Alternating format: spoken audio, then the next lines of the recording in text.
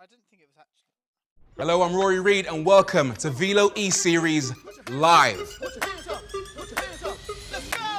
We've seen games, sweat and tears, but right now it's time for the main event. Today, our qualifiers get to take on Fred Sirieix and Archie Hamilton. Over 3 races, we're going to see who's got what it takes to become Velo E-Series Season 2 champion. Oh, no! Oh, he's fun! All right, Archie, I'm not having that. This is what we've been waiting for. It's time to beat your heroes. Lights out, let's go. Hey guys, I'm Rory Reid and welcome to Velo E-Series Season 2, Beat Your Heroes Live. All right, quick bit of housekeeping. We're in COVID times right now and I want to let you guys know that we are filming in COVID-safe conditions. Us and our teams are doing everything possible to stay safe. With that being said, we are at the Gfinity Arena in London. We've got 2 very special guests at the McLaren Technology Centre. And I've got an even more special guest in the studio with me, the man, the legend, the big dog, Matt Gallagher from WTF1. I don't think I've ever been called a big dog before, but here we are. Well, today you're a big dog, my friend. How are you? I'm very well. Thank you for having me. It's exciting stuff. I think I've just about recovered from last time, and obviously being a Craig David super fan. Of course, we've got a great lineup today as well, and I'm really excited to see how they fare across our 3 tracks. Well, let's reveal who those guys are. We have YouTuber and professional racing driver Archie Hamilton, and we have everyone's favourite maitre d', Fred Sirieix. Are you a massive fan of these guys? I wouldn't say Craig David levels. That was, a bit ridiculous, to be honest, last time. It was excessive. But I'm a fan of both of them. Archie's a really nice guy. I've spent a bit of time with him, so you can't say that you've met both of them and I haven't this time. And Fred, I haven't met at all, but big fan of his work. He has that suave style, doesn't he? And it's just, does he have it on the Formula 1 game? Let's find out. Well, yeah. Okay, so here's what's been going down. For the last few weeks, Fred and Archie have been competing against each other to see who's the best in esports. And today, they get to compete against 18 of you guys. You guys have been setting your fastest lap times around Silverstone, and we've picked the 18 guys that are going to go head-to-head with Fred and Archie. And we're going to have a 3-race series doing 25% race distance to see who comes out on top. Yeah, it's exciting stuff, really. I'm really looking forward to seeing if Archie in particular, he's a racing driver, he should be able to mix it in with our qualifiers. Fred, definitely coming into this as the underdog, let's be real here. But if he manages to pull off a performance, and to be fair, Craig David and Supercar Blondie have kind of set the expectations quite low from last time. The only way is up, I think. The tracks we're doing today, Silverstone, we got Circuit Paul Ricard, and we've got Spielberg as well. Any favourites among those 3? If I'm going to pick out of those 3, definitely Silverstone. There's lots of memories just in general going there to watch races. But Paul Ricard, probably not a fan favourite, not one of mine either, but it's the home race for Fred, and of course had to include it. And I'm really excited to see how many different layouts the drivers go around, because there's about 180 odd or so. You can get lost around that circuit. You can. I hope they have racing line on, let's put it that way. Yeah, it will help. We've also got a very special guest. We've got Zach Brown from McLaren Racing. He's joining us live today. We're going to get to speak to him, so stick around for that. The pressure's on, surely, for these two guest racers today. Archie Hamilton, he lives it, he breathes it. He should win, shouldn't he, really? So much more pressure for Archie than there is Fred. And, with the guys, they'll be starting on the front row, so there's pressure already. It's not like they're starting on the back and they can just finish last. So we saw a few issues last time where I think it was Craig David actually couldn't get off the line because his clutch wasn't mapped properly. It's things like this, you have to make sure that they're all in line and you're ready to race, because it clearly is quite embarrassing if you don't move off the line. But hopefully with the help that they've got over at the McLaren Technology Centre and the fact that they're both there as well, I'm looking forward to some banter between the 2 of them. All right, cool. Well, if anyone is unaware of the talents of Mr. Archie Hamilton, Matt, why don't you take our people through who Archie is and why he's here? I'd love to. So Archie Hamilton, we know he's a racing driver and YouTuber, but let's take a look at his fact profile. He turned YouTuber from a racing driver, having just raced in the Le Mans 24 Hours. Casual.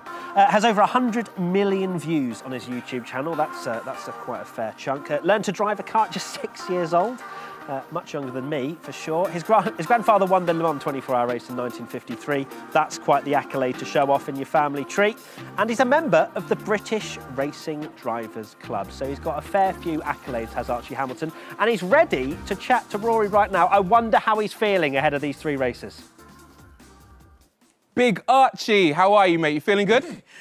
Well, Matt's kind of put me under a little bit of pressure now, so I'm not feeling great.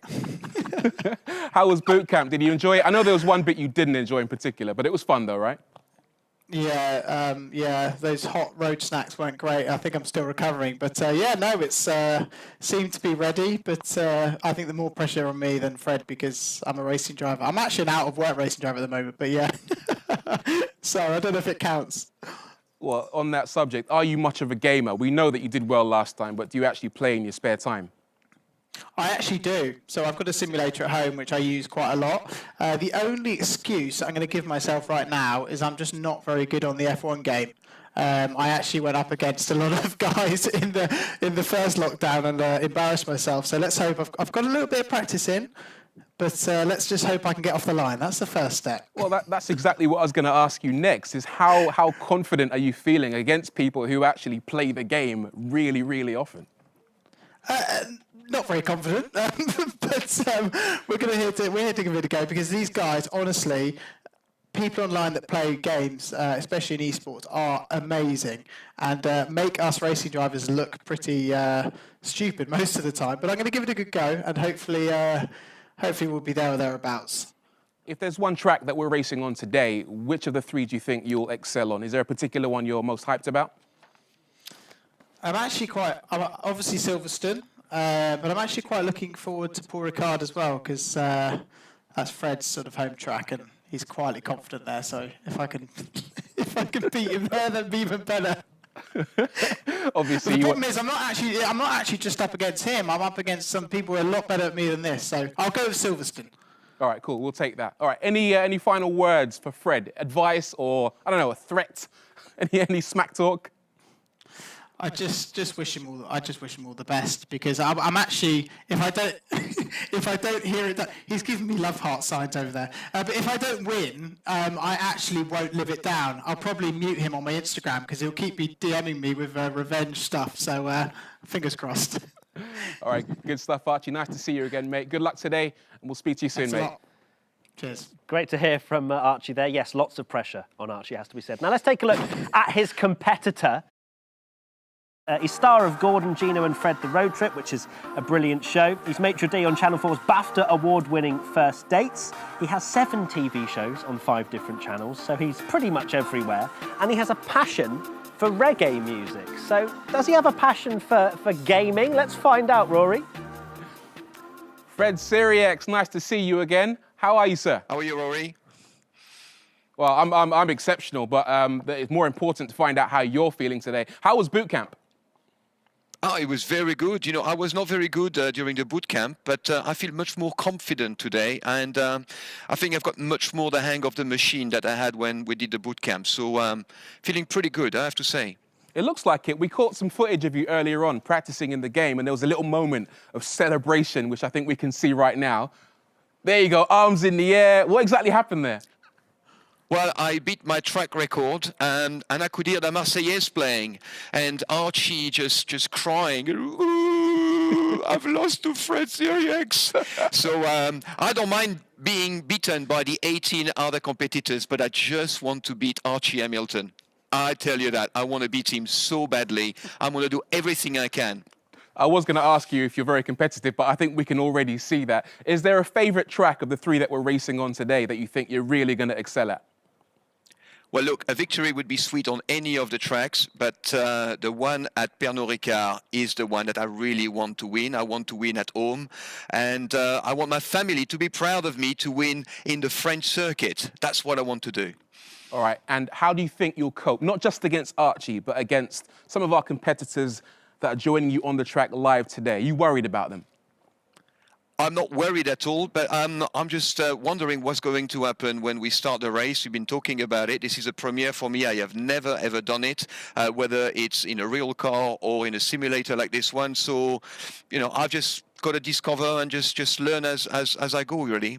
Good man. I haven't got any spicy road snacks for you today, but any final words maybe to help you? Any words for Archie? Bonne chance. Good, I think he'll need it. All right, Matt, back over to you, mate. Good luck. Amazing to hear from the pair of them. A lot of rivalry, it seems. And now we've actually got the CEO of McLaren Racing, Zach Brown, on the line, ready to have a little chat with us. Zach, how are you? I'm very good. I'm far, far away. Zach, it's Rory here, mate. What do you think of the Velo E-Series, and how different is this to other esports initiatives? I think it's fantastic. To be able to provide opportunities like this for Velo's current, adult consumers.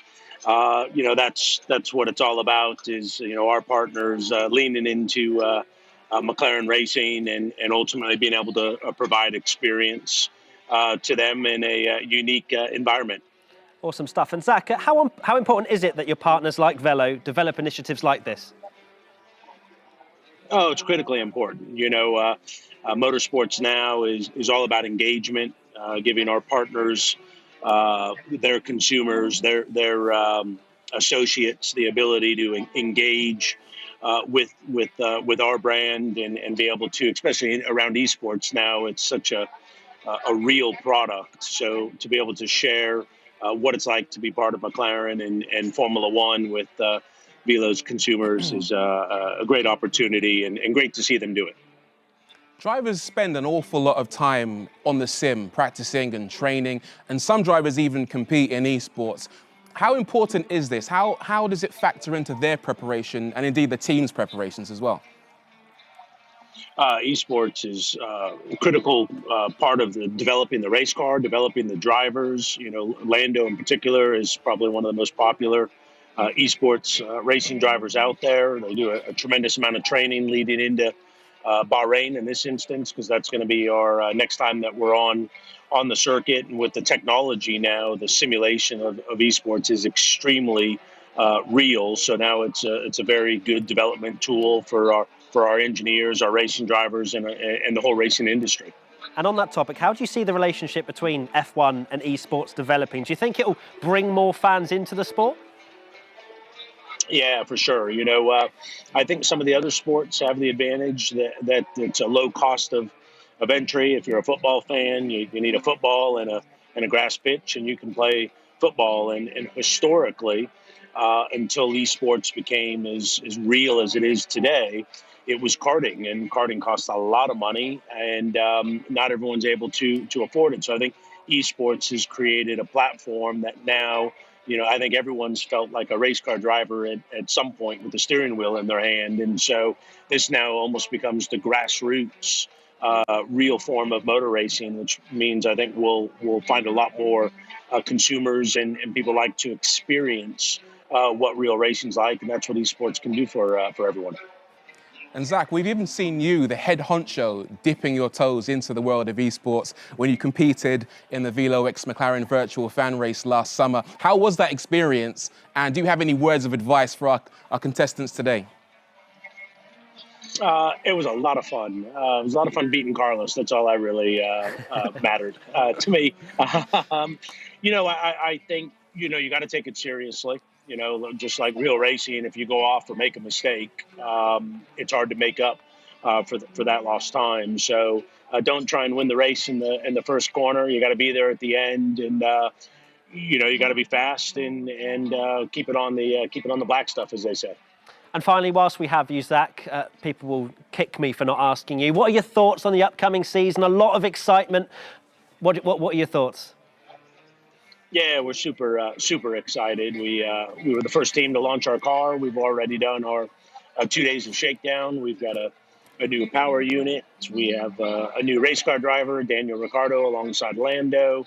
We feel very well prepared, but it's going to be an absolute slugfest like it was in 2020. So let's see how we do. All we can do is push as hard as we can and hope we have similar results to last year. Thank you, Zach. I'm massively looking forward to the upcoming season. Best of luck to you and the team. And hopefully we'll speak to you again soon. Thanks for joining us. Thank you very much. Good luck today, everyone. Matt, I think it's time that we head over to the first race. We are driving around Silverstone. Should we take a look? Well, we're not, but yeah, we can take a look at the... it's a good job we're not driving. We're not ready. But yeah, here's the fly-through of one of my favourite tracks in the world. A lot of childhood memories here of seeing amazing racing. and lots of laps around here in the virtual world as well. And it's a really fast, high-octane circuit, lots of opportunities for overtaking, but lots of opportunities for mistakes as well. It's probably quite a forgiving track. You know, if you get it wrong at Maggotts and Beckett's, as you can see here, there's a lot of grass to welcome you, even a bit of tarmac as well to slow you down, but then you've got the likes of the Vale chicane here, a little bit more difficult. So a nice variety and a good track, I think, to start off with. Yeah, one of my favourite tracks of the entire calendar, to be honest. And I think these guys they're going to enjoy it. I hope they're ready. They're sitting there on the rigs, getting themselves prepared. Archie looks a little distracted at this moment, but the first... Archie's actually talking to, is that my mate Ben Tiamat in the background? It is. Look at him. Getting some final tips on what to do. Usually I'm insulting him when I'm commentating over his driving, but now he's in the background. And he's finding out where the brakes are, apparently. So that's interesting. There are 3 pedals on there, so it's probably quite obvious which the clutch is. But either way, lots of hype, I think, Rory. I enjoyed the interviews. Them being in the same place as well will help the rivalry, the bit of, you know, talking between each other. Fred really wants to win. Yeah. And he said he was quietly confident, which I'm very excited for. I'm trying to work out whether Archie and Fred are actually wearing shoes or whether they're down to their socks. I think Archie's got pink socks Archie's socks, which, you know, he knows what he's doing. He's got a simulator at home, whereas I think Fred is wearing shoes. Fred is wearing shoes. That's at least 3/10 a lap. I mean, it's going to cost him, to be frank. I think he'll learn the hard way in the first race, and maybe, I don't know, maybe he might prove me wrong, but if he does... Hands on the steering wheel. Here we go. All right, we're about to do it. Red lights for this 13-lap race. Sirieix on pole. It's lights out and away we go, but unfortunately Archie Hamilton does not get away at all, neither does Fred Sirieix, and there is carnage down towards turn 1. Fred is not even moving, it looks like. He's clearly struggling. There's a Renault spinning into turn 1 as well. Archie Hamilton currently in P9, so he's got away. But Fred, up to 16th now after the carnage. Wow, another start where our 2 guest drivers didn't quite manage to launch it off the line. That advantage of starting first and second thrown out the window completely, and now they have it all to do. Fred trailing down there in P16 with Archie in P8. Archie's doing a lot better. He's actually not too far off the lead at this stage. Yeah, well, that was interesting. We were joking about Archie trying to find the brake pedal. It's apparently the accelerator he couldn't find as he gets overtaken by Pillar there for P8. We've got Fred Sirieix actually up to P15 as he dips his wheels into the gravel, loses a couple of positions. It looks like the Red Bull going round the outside. It looks as though, yeah, there you go. So Fred down to 17th, but it's okay. He's just settling himself in. It's the first of 13 laps. As we learnt from last time, Rory, you can't win anything on the first lap. The focus on Fred's face. I feel like he maybe needs to relax ever so slightly. He blinked, it's fine. I feel like the adrenaline and the moment might be getting a little bit to him, but as you say, plenty of time. He can settle in. He's riding in P17 right now. The nearest competitor behind him, oh no, he's down. A bit of carnage there as one of the Hasses spins. Archie Hamilton goes around the outside almost of the AlphaTauri there in P9, but then there's a Renault coming out of nowhere for P10. No, big crash! As Archie's laughing, he's got his head in his head in his hands even, and he's still in the wall. And Fred Sirieix takes the lead. Archie Hamilton. Fred Sirieix has passed Archie Hamilton. Archie with a massive crash that cost him dearly, and now he finds himself at the back of the pack, 5-6 seconds behind P18. This is dreadful stuff for Archie Hamilton. And Fred now, if he can relax and settle in, get into the groove, he might be able to extend that gap between himself and Archie Hamilton and compete for that. Oh, he's squeezing one of the drivers, but he gets away with it. Look, his whole body turns when he turns the wheel. It's incredible how much intensity he's putting into this. And you can see there, one hand even off the wheel as he's trying to stay on the track. But to be fair to him, Fred is doing an all right. Oh, no, that's I didn't awful. finish the sentence. That would have been a jinx. I was saying he was doing an all right job. Archie was 10 seconds behind Fred at this moment, but he's... There he is. There he goes, yep. The positions have changed yet again. Archie overtakes Fred. I feel like he just needs to relax, man. Yeah, I think take a deep breath now. Archie, he's ahead of Fred. Ahead of Fred, didn't know that would rhyme until I said it. Well, it's disappointing for Archie. You can see on his face, not particularly happy with the fact he spun out, but he's ahead of his compatriot, who is right there, just going through Maggotts and Beckett's. P18 and 19. It's not what I expected from our 2 drivers. That's what we saw last time out. Well, especially because one of them is a professional. But, you know... Which one? We'll disregard that for the moment. Let's take a look up towards the top of the field now. We've got A. Baloo from Estonia, I'm told, who has a 2.2 second advantage over J. Ireland, who's from Great Britain. Not too far off each other there. And then in third place, we've got Dreffel in P3 there, just 66 seconds off P2. So the competition for the top three right now is actually quite intense. Yeah, I think Baloo has kind of showed quite decent pace at the start of this race. There was a bit of carnage in the first couple of corners, but he's managed to bridge a gap out of DRS, well out of DRS in fact, 2.5 seconds to Ireland, but quite intense for second, third and fourth. So there'll be one person there not particularly happy at the end of this race at not being on the podium. This is a 3-race series. These drivers want to get as many points on the board for this first round as, well, the top 3 will receive a brand new console. And the top 18, every single qualifier has got a brand new wheel set just for qualifying. So not the worst prize in the world. I'm sure they're very happy, all of them. As here's Booth, currently running in P5 in the last couple of corners, ready to start his 4th lap. And if we take a look down the field, unfortunately, to Hamilton and Sirieix, it's a 7.2 second gap at the moment. And, well, I think Fred is probably hoping for some sort of mistake from Archie.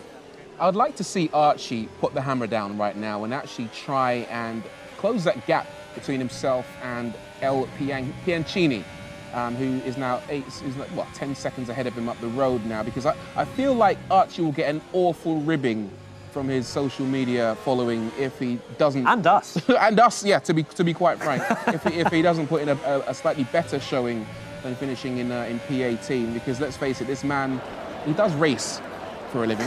One of the many things that he does for a living is he races an digging it in, I love it. A sports car, a racing car. I believe he drives a very well-known make of sports car, immensely powerful. So the fact that he's trailing behind people who don't do that for a living, I think speaks volumes right now.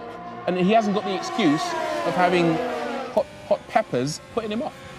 4 laps in and Rory is absolutely laying into Archie Hamilton. I am loving this. I feel like I need to be the good cop. Usually I'm the bad cop. I'm the one saying the horrible stuff, but you know, it's so different, the real life racing and esports and virtual racing, in the sense that there's so many different things you have to adapt to. And in fact, being a racing driver, as Ireland is all over the back of Dreffel for P2, surely not going to have a look into turn 1. That will be very dangerous indeed. There is no damage, worth mentioning as well. That's how Archie Hamilton is still going. He hit the wall very hard. Here is Ireland up the inside of Dreffel, up to P2. Nice little move there, but Dreffel will have the DRS down this next straight, Wellington Straight, coming up right now, and he's close enough to have an opportunity. But then Jachtenberg is also in this fight as well. I will continue my point on esports and drivers very shortly, but let's see. Oh, actually, in fact, Ireland got the use of DRS, which enabled him to hold on to P2 for now. But back to my point, before there's more action, is the fact that racing drivers are actually, they've got that muscle memory to really know when the car is, when you've got a bit of oversteer, a bit of understeer, when the car is out of control. They feel it in their bottoms. Whereas in esports, you feel it in your hands and through the wheel and through the force feedback. So it is an adapting thing that they have to be very adaptive to be fast around here. Racing drivers have proved they can, as we now skip through down the leaderboard. I apologise for this. I'm pretty sure we're not supposed to see that. But either way, Jachtenberg currently running in P4, watching Dreffel coming back at Ireland. Good stuff. Still out in the lead though, Baloo, with a very significant gap over P2, P3 and P4. 4.5 seconds now the lead that Baloo has pulled out. I think we can expect he might be able to hold on to that advantage towards the end of the race. However, we do have to change tyres. All drivers will have to pit. What kind of strategy do you think these guys will have to employ in order to maybe extract the best lap time? Well, yeah, as you mentioned, it's a mandatory one stop. Most of the drivers seem to have, or at least the front, well, we're looking at Archie Hamilton at the moment on the softs. If you want to go for a fast stint, you'll try and eke out the softs for as long as possible, because they're the quickest tyre compound, but at the same time, the durability is at its lowest. So you have to be quite careful with the tyre wear and try and push it as long as possible. There's a few drivers in the pits, Pillar and Piancini. So it's looking at around about the time to pit. Archie Hamilton carries on for another lap, because if not, you would have peeled off to what we were looking at, the left-hand side, going into the pit lane. Fred Sirieix, 25 seconds behind Archie as we're looking at it right now. And it's a shame, because while Hamilton has been promoted to P17, but that's because Piancini is in the pits. And it's a shame that Fred didn't manage to hold it ahead of Archie, because I reckon he would have had his elbows out if those two had met each other on track. I think he had more than his elbows out, with a level of tension in his body as we saw him on the screen there.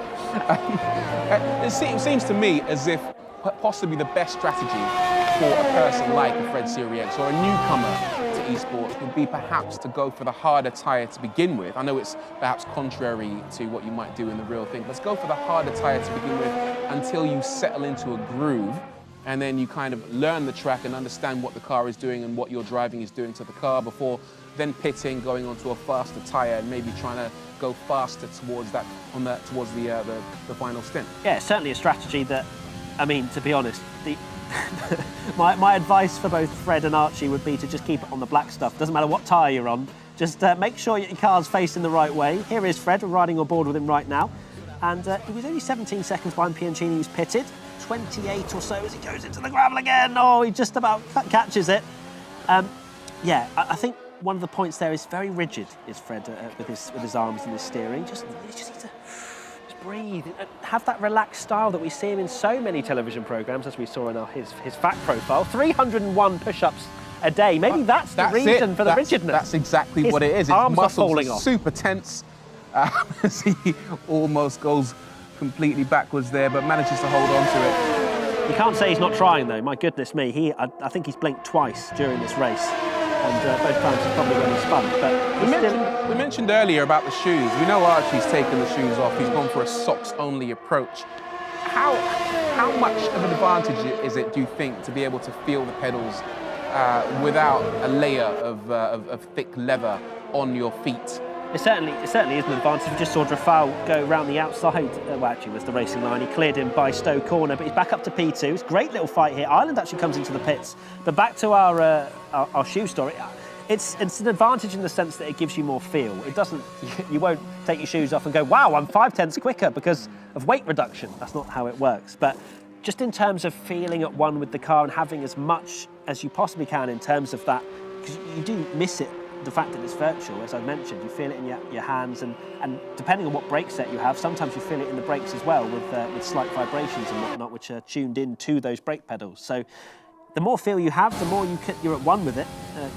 That's what all the sim racers do, is run barefoot. I remember being here at the Gfinity Arena a few years ago, back when we could have people racing, and a lot of them had their socks off, and people in the camera crew. But no, actually, it works out pretty nicely. Here is Drafal, who is leading this race after Blue has pitted, and he's going to go through on Fred Sirieix, I believe that was, to lap him. And this is an interesting part of the race now, as Blue has pitted, so he's gone for the undercut, you would have to say, even though he is out in front, so he has that fresh tyres available to him. They are slightly slower when you compare like-for-like softs and mediums, but he's on fresh mediums compared to these very worn softs. So Drafal and Jagtenberg, I would be very surprised if they carry on for another lap. Let's see them both dive into the pits. Here they are. So only 5 laps to go. This race has flown by. In the pit lane. So for that, it's worth mentioning, because of all the assists that are allowed for these drivers to make it as accessible as possible. One of them is that they don't have to slow down for the pits. So the game actually slowed down Drafal there. So that's why it looked very... I don't know what words you can use for that. Shocking, with the fact the car literally stopped, but that's due to one of the assists being on, where you won't get a pit lane speeding penalty. Otherwise, our celebrities would be struggling even more with that. So, okay, well, we are now on lap 9 of 13, nearly towards the end of the race, getting into that feel, into that little spectrum now, where our two contestants, Fred Sirieix and Archie Hamilton, will want to think about diving into the pit lane. Yeah, I feel like maybe they might have left it a little bit too late if they were competing for a higher position on the grid, but as they're essentially competing against each other right now, perhaps doesn't matter quite as much. Big battle here, currently for P3, but Kenyon hasn't pitted, so this is for P2, still between Ireland and Drafal. Drafal behind at the moment. Ireland goes defensive, and that's Jagtenberg getting involved as well. They're side by side coming through here. They've all made their pit stops. This is for position. And Drafal manages to hold on. He went from the the aggressor trying to get through on Ireland to the defender because Jagtenberg came out of nowhere. Looks like he's got a family member as well with M. Jagtenberg in P6 as well. So we've got 2 family members in this one. I can't imagine they're not related with that kind of surname. Here's Archie Hamilton. He has come into the pits finally. He was out of P18 for a moment after not pitting, but there he is. Let's see where he emerges on the track. Just ahead, well, I say just ahead, I can say like a minute, an entire minute ahead of Fred Sirieix. I'm liking the fact you're trying to hype this battle up, but just ahead in 1 minute 13, probably stretching it a little bit. But it's a shame, actually, that Archie did spin out, because I think he'd be at the bottom end of our qualifiers and maybe involved a little bit as well, because obviously he started on pole, or on the front row at least, so he has an opportunity to not finish last, but unfortunately hit the wall and was facing the wrong way. Yeah, tragic shame. The start perhaps wasn't the best from either of them, and also the endless spinning out definitely didn't work in their favour either. But as you say, things can only get better from this point on, and it looks as if, I mean, it looks as if it's gone the way that we expected it to go, quite frankly, which is that Fred Sirieix with perhaps the least experience out of our 2 celebrities. Oh, without a doubt. It's night and day, isn't it? Yeah. I think Fred even said he's never driven a racing car in real or virtual, so he's actually doing pretty well in the grand scheme of things, it has to be said. If he doesn't spin, he can get involved. We saw Craig David at Monza last time out. He was in the mix for a little while before he made a mistake and got disqualified.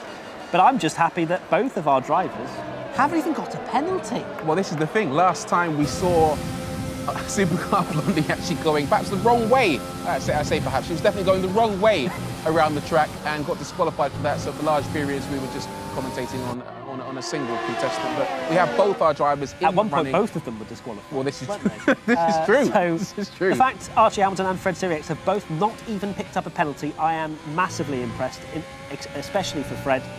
And that's a big win. In fact, Fred is closing in on Archie ever so slightly. He's now just 50 seconds behind Archie Hamilton. So, you know, anything could happen over the next lap and a half, I believe. we know that. We know that. And so 18th and 19th currently for our celebs. And as you say, 50 seconds is Fred behind Archie. And, well, I don't think that's manageable. But we have seen mistakes, we have seen penalties. Archie would have to get a massive one if anything was to change. Let's take a look towards the front. As Drafal is currently winning this fight for P2, Baloo has checked out in front, but Drafal has a penalty. So, actually, when we take a look at Jagtenberg, he's gone into the pit lane, so he's had an issue. I wonder if he had a drive-through penalty for something, although I can't imagine with our current series of penalties why he would have got that. But either way, he's fallen down to 11th, out of the points, in fact, as our Jagtenberg. But we take a look at Joey Ireland, currently running in P3, just about within DRS. But all he has to do, Rory, is just sit within a second. Drafal has a 3-second time penalty. Here is Fred once again. He isn't getting stuck in with these drivers as he is running a little bit wide as well. A bit of a struggle, but he said Paul Ricard is his one, right? That's the track that he's looking forward to. Yeah, we're essentially going to disregard his performance around Silverstone. We're going to use it as a warm-up. It's a warm-up. Yeah, absolutely. This is just practice. Oh, as he goes around one more time, just for good measure. But yeah, this pretty is stylish, it's to be just, honest. yeah, I mean, not many people can do that and keep going, quite frankly. A lot of people would have stopped. But our Fred is cool as a cucumber, and he's continuing. He's doing a lot of weaving, and I think maybe that's down to him holding onto the steering wheel exceptionally tightly. But, you know, he's in the race, and that's the most important thing, as we are now on lap 12 of 13. So if you're just joining us, the top 3 will, well, from the series, the 3-race series, will win a console of their choice. And the top 18, actually top 17 will have got the racing wheel set as well, just for qualifying. We're on the penultimate lap of the race. And we're taking a look at Lassen, currently running in P9 with a penalty. Drafal is trying to push this one though, out in P2 at the moment, trying to stretch that gap to Ireland. It's 1.4. He's going to have to do a couple of sensational laps in order to secure P2 with that 3-second time penalty that he's carrying. As I'm actually, to be honest, very impressed with Fred. I think if he irons out a few of those mistakes, the pace that he has isn't too bad at all. For someone with no experience, I think he'll absolutely take that. He's got some fighting talk. Ooh, who's that running off? That's Kenyon, who's just lost P8 to Lassen. But if Fred irons that out, has Paul Ricard coming up, I think we could see some interesting action. You say that, But there is a small issue of Paul Ricard being a slightly more complicated track than Silverstone. There are lots of options. Take whatever layout you want. That's what I say. I want to know if the game will punish you. Oh, yeah. Oh, it will. Oh, yeah. This is where things get very, very interesting, because I do hope he's been practicing, because if he hasn't, then not knowing the layout around Paul Ricard, his home circuit, might cost him dearly. But, you know... I would easily get lost around Paul Ricard, and I'm supposed to know for F1, so it's a very easy thing to do. Hopefully he's running Racing Line. That's one of the assists on this game that you can run, which will essentially guide him exactly the way he needs to go. But I think he knows Paul Ricard. You know, he was fighting talk saying he wants to beat him down there. So let's see it. As we're on the final lap now, and we can see Jachtenberg, who was running up in P4 at one point, had to go into the pits once again. Looks like he did have a drive-through, as he's on medium tyres. You'd imagine if he... Actually, no, he would have had to stay on his mediums. So either way, fallen down the field, and he's going to be very disappointed with that. Now trying to get past Lassen, you can clearly see he's got more pace than the drivers around him, but here comes Kenyon back at him. Oh, a little bit of contact on the side pods as well. This is going to get very close, surely not 3 wide going into this next corner. Oh, it is. Jachtenberg goes a little bit wide, bit of contact there with Kenyon. Hopefully Kenyon has remained the right way facing. It seems as though with it, yes, he gets past Lassen. You can see on the timing screens, this is a great little battle for P8. Absolutely sensational battle in the midfield there, but up ahead at the sharp end of the race, we've got Baloo. Oh, Blue's actually finished the race. So he's won the race. He's won the race. What's going to happen between Trafal and Ireland when the penalty? Oh, it's going to be so close, actually. 2.5 seconds Ireland is behind Trafal, so that's only 4/10 that he's got as a buffer. And can he get over the line? He can indeed. In fact, it was a 5-second penalty for Trafal, so we hyped that up for absolutely no reason. Actually, 6 seconds. Either way. Either way, they've done it. They've finished Baloo in first place, Ireland in second, and Trafal in third. Meanwhile, down at the back of the field, it's still going on, isn't it? Lassen's now fallen down to 12th. Baxter's got involved, as has Metcalf. As they're going to go side by side into the last couple of corners. Who's going to come out on top? This is actually for 0 points. So we're hyping it up again for absolutely no points. But either way, great racing. And, well, they fought tooth and nail for that, even though Lassen did have a couple more penalties than the rest. But let's take a look at our celeb guest, Archie Hamilton. Actually only 15 seconds behind McInnes. If you take out all of his mistakes, I don't think Archie is finishing last, I guess. Well, penultimate. The battle for P18 is now reaching fever pitch between Hamilton and Fred Sirieix, but I think with the gap at now 1 minute and 24 seconds, fever pitch is probably the wrong word to use to describe that. I mean, I do like what you're trying to do here. I do. Well, I've got to do something because, quite frankly, Fred look at the Sirieix fist isn't helping. pumping. Archie's absolutely buzzing with that. He's crying. He's emotional. That's it. He can't believe it. I think that's the most elated he's ever been about finishing 18th in a race. Yeah. Driver of the day. Look at that. I love that. That's a brilliant little thing. That's great. Bruno Pilar from Brazil manages to score driver of the day, but what a sensational opening race there, Matt. I mean, it had everything. It had failure to start. It had multiple spins. It had overtakes. That battle for P8 towards the end was pretty sensational, wasn't it? Yeah, I'm hoping Baloo doesn't run away with this because he was out in front by around 14 seconds at the end, but lots of action in the midfield. I'm hoping if we get to speak to our 2 celeb guests, maybe we can talk about the mapping of moving off the start line because that's crucial for the front of the grid is moving. I hear we're going to speak to them very shortly. But yeah, overall, a decent race, good fun, especially that battle for P2. Which could be crucial at the end if they want to be in the top 3 and win prizes. Well, absolutely. What we might see is that some drivers excel on certain tracks. So, you know, running away with the lead on around Silverstone, for example, but around circuits like Paul Ricard, they might not know the layout quite as well and the lines to take. So well, if the qualifiers don't know that, I'm going to have a word with them because you know they should know every line to every track. We can give Archie and Fred the benefit of the doubt. Well, actually, no, not even Archie. Let's talk to them right now. They're apparently on the line. Archie, Fred.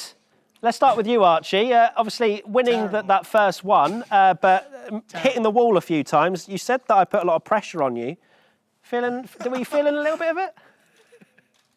I told you I wasn't good on this game, mate, and I really am quite bad. But I'll just slight excuse. I couldn't get out of first gear to get off the line, Mr. Ben Daly's telling me things that aren't working. Oh, shot, Ben's, blame Ben. Yeah, and then also, I think I had brake assist on, which slowed me up through the corners. So we'll be better in the next one. I'm just betting into it. You just go easy in that, Rory. I saw that. You're speaking as if brake assist was the problem. You might have needed throttle assist off the line or clutch assist. I think I need perhaps. to cable tie the throttle down and I'll go faster. I think that's what I need to do. But no, it was all right. But one of the esports guys slammed me in the wall. So if there's I might protest actually. Are you happy with your overall performance around Silverstone? No, it's terrible.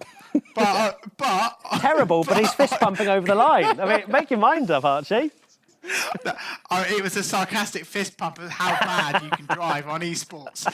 But to finish, you got to finish. No. First you need to finish, and I finished. All right. Terrible. What will you do differently? Will you employ slightly different tactics going into the next race, perhaps? Me and Ben need to have a little chat because the advice he gave me was wrong. So, I'll be doing a few things differently. If I can get off the line, it might be. I nearly slayed neutral. I nearly went backwards. Fred, let's talk to you. So you had some trouble getting off the line there at the beginning. What was the issue? Well, I'm going to log an official complaint here because I couldn't actually get off the line. I was pressing the accelerator, I was focused, I was concentrating, and nothing was moving. So I am officially logging in a complaint because I know I lost. To who? But I'll tell you one thing, I beat my PB. I was 1 minute 36. I know that the other guys did much better than me, but Archie Hamilton should have never overtaken me if I was able to get off the line. Let's just get this clear now. Fred, absolutely loving. I'm loving the back I'm and forth. not deluded. I'm telling the truth. I beat myself. I beat my personal best, 1 minute 36. I am ecstatic and over the moon. But actually, we have to compete on a level playing field here, and I couldn't. I think maybe there is a sabotage issue here, and I wouldn't get it past Archie there. No, but we need to time you with a calendar. Oh, Fred, you had. I mean, I noticed one difference between yourself and Archie, which is standing out for us here in the studio, is that Archie's in his socks, you're wearing shoes. Do you think that has maybe costing you some time? Not at all. These are special shoes that are especially designed for this type of activities. I have nothing to chance. They're not working. I'm going to win the French race. Fred, I'm absolutely as long as the loving. sabotage issue has been dealt with. I mean, you guys are in the studio there, you are cracking yourself up, but I am telling you there's a big problem here. And I'm not happy about that, even though I beat my personal best. Fred. Rory, you are responsible. Don't bring me into it. You're a terrorist. Don't bring me into it, Fred. Listen, another thing, there was the amount of tension in your body. You're gripping onto the steering wheel as if you're trying to rip it off. Maybe you should just relax into it a little bit, if I can offer some advice. I know, mate. I agree. Relax. I agree with you. I agree with you. This is how much I am into it. Yeah, I am I love so it. into it. I need to relax, and everything will be fine on the French race. Allez, I I absolutely can love. already hear la Marseillaise. Fred, to be fair to you, I'm supposed to be an F1 gaming expert. I'm really impressed with, one, that you didn't pick up any penalties, two, that I won 36 round Silverstone, and you say you've never driven a racing car or a virtual racing car. I think Archie should be quaking in his ways, not even wearing boots, but he would be if he's wearing them, because, look, you're chatting the right talk here going into Paul Ricard. Are you confident? That's right. I'm very confident, but listen, once you drive one car, you can drive any cars. And that's what my dad taught me when I learned to drive on the 2CV. And I'm telling you, he was a tough teacher, my dad. And this is why, I think I'm going to be confident and doing very well on the French circuit. And Archie is sweating. Do you know where it goes? You got sweaty, Archie. Do you know where it goes? Sweat there. Do you know what way it goes or not? What do you mean? Turn one's a right-hander. It's not. Archie with the smack talk and the blatant lies as well. Go left, Fred. No, Go left. Listen, guys. Don't go right, mate. Guys, thank you so much. I'm going to take off my jacket anyway because I'm getting too hot. It's getting serious. It's getting hot in here. It's getting serious now. Guys, listen, we'll treat that as a warm-up. Silverstone is out the way now. Focus now on Paul Ricard. We'll let you get prepared for that and we'll take a look back at some of the highlights. So yeah, that was Wow. interesting, wasn't it? I mean- lots of banter between them. I love it. Here's the replay, and well, you know, Fred's calling sabotage. I'm calling not engaging the clutch. But either way, maybe he wasn't told that, because it appears that, you know, if Fred isn't using gears, then he wouldn't have thought to press the clutch. So I'm giving him the benefit of the doubt that he wasn't told which assist he was being run on, and I'm blaming Ben Tiamat Marduk, who's in the background of Archie, but he should be helping both of them. Either way, I think a great bit of advice was Fred maybe loosening down a little bit. This is the big crash with Archie. Which was a big shame, because at one point Archie was running up in P8, but that enormous accident puts him, well, at the back of the field, quite frankly. And Fred, at this stage, was up in P16. He was absolutely loving it. You can see here, I love the intensity in his eyes. He wants to win more than anything. The competitive nature of Fred is brilliant to see. And here's a little fight between Trafalgar Island, which we were hyping up after the race. It's brilliant to see these three fighting. Jachtenberg, that is our Jachtenberg, fell out of contention at the end. But there's Fred just making a few mistakes, but nothing massive. A few spins which he can definitely take out going into Paul Ricard. Fortunately, there's less gravel at Paul Ricard, so he'll maybe pick up a few more penalties because he'll be corner cutting. Look, he tried to catch it there. But I can't imagine he'll be dipping himself into many gravel traps as we take a look at the battle for P8. Yeah, I mean, this was the standout battle of the entire race, that fight for P8. And even towards the end of the race, when we'd established our winner, had romped away with it, that battle really was keeping our attention. He finished so soon that the race director didn't even pick him up going over the line. He's going to be raging with us. But there's the classification up on the screen right now. And, well, as we mentioned, Blue. Yeah. Flying through, wasn't he? 14 Absolutely. seconds. With a best time of 1:26.896. So a full second quicker than everyone else ahead of Ireland. Let's just go down to the bottom of the classification now. We see Archie Hamilton finished in P18, Fred Sirieix P19, with a best time of 1:36. So 6 seconds slower than Archie Hamilton. So let's go and take a look at the leaderboard right now and see where we stand. Anton Ballou with the lead. Joey Ireland and Jacob Jaffall bringing up the rear in P2 and P3. One day I dream of one of our celebs actually being on that leaderboard in the top 10. Do you reckon it'll ever happen? Unlikely. Unlikely as we take a look at the second half of the leaderboard. And just to confirm, 0 points for everybody on So this look, page. last time, was it done in alphabetical order? Because is Archie going to win because it's A and an H, obviously, but you know, I'm hoping it's not going to be dealt on alphabetical order at the end. Well, I presume it will be, because that's what happened last time. But also, it should be done on the gap between your finishing positions in each race. I think maybe that might come into it in some way. But we'll keep an eye on that. We'll keep an eye on the gaps to see exactly how they fare. But yeah, breathtaking race, breathless, and very intense in a lot of places. But let's focus on the next race now, which is going to be a fly-through of Circuit Paul Ricard. Yeah, Paul Ricard. Let's take a look at this track, which has its fair share of criticism for, well, I mean, I like this circuit for one important reason. It looks brilliant. the stripes are very cool, if not a little bit confusing, I imagine, for our drivers when we get round to racing. Is that racing line or is that stripes? I mean, there, if you don't know which chicane, Where do you go? It's the left then the right, as you can see there, that middle chicane, but it is quite.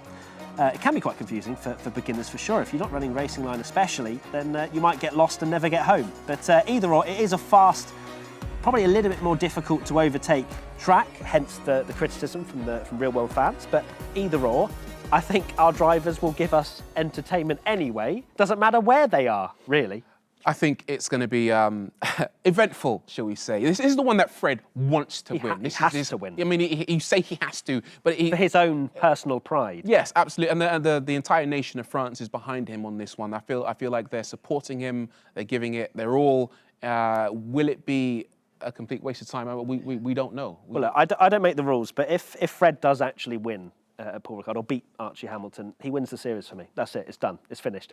If Archie gets beaten once as a racing driver, that's it. Fred wins. Yeah. I think that's fair. I mean, I'm making up unofficial rules right now, but hey, that's what I can do. I'm willing to support you on that, Matt, because like you say, Archie's got this tremendous advantage of having gamed before and also having raced real-life cars before, and he has no shoes on, and he looks more relaxed. So I feel like, you know, this could be the miracle of the Velo E-Series Season 2 if Fred can actually pull off a win. But you know what? He's not that far off. As we looked at the previous screens, we saw that he was perhaps 6 seconds a lap off Archie Hamilton. Around Silverstone, around Silverstone. He wasn't hyping up, was he? No, exactly. So if he can close that gap and get that down to maybe a second behind Archie, and then be consistent in the way that he performs around the track, keep it on the black stuff, like you said, then he might be in contention here. I love the fact that the two are just constantly just having at each other, just always looking at each other. There you go. They can hear us as well.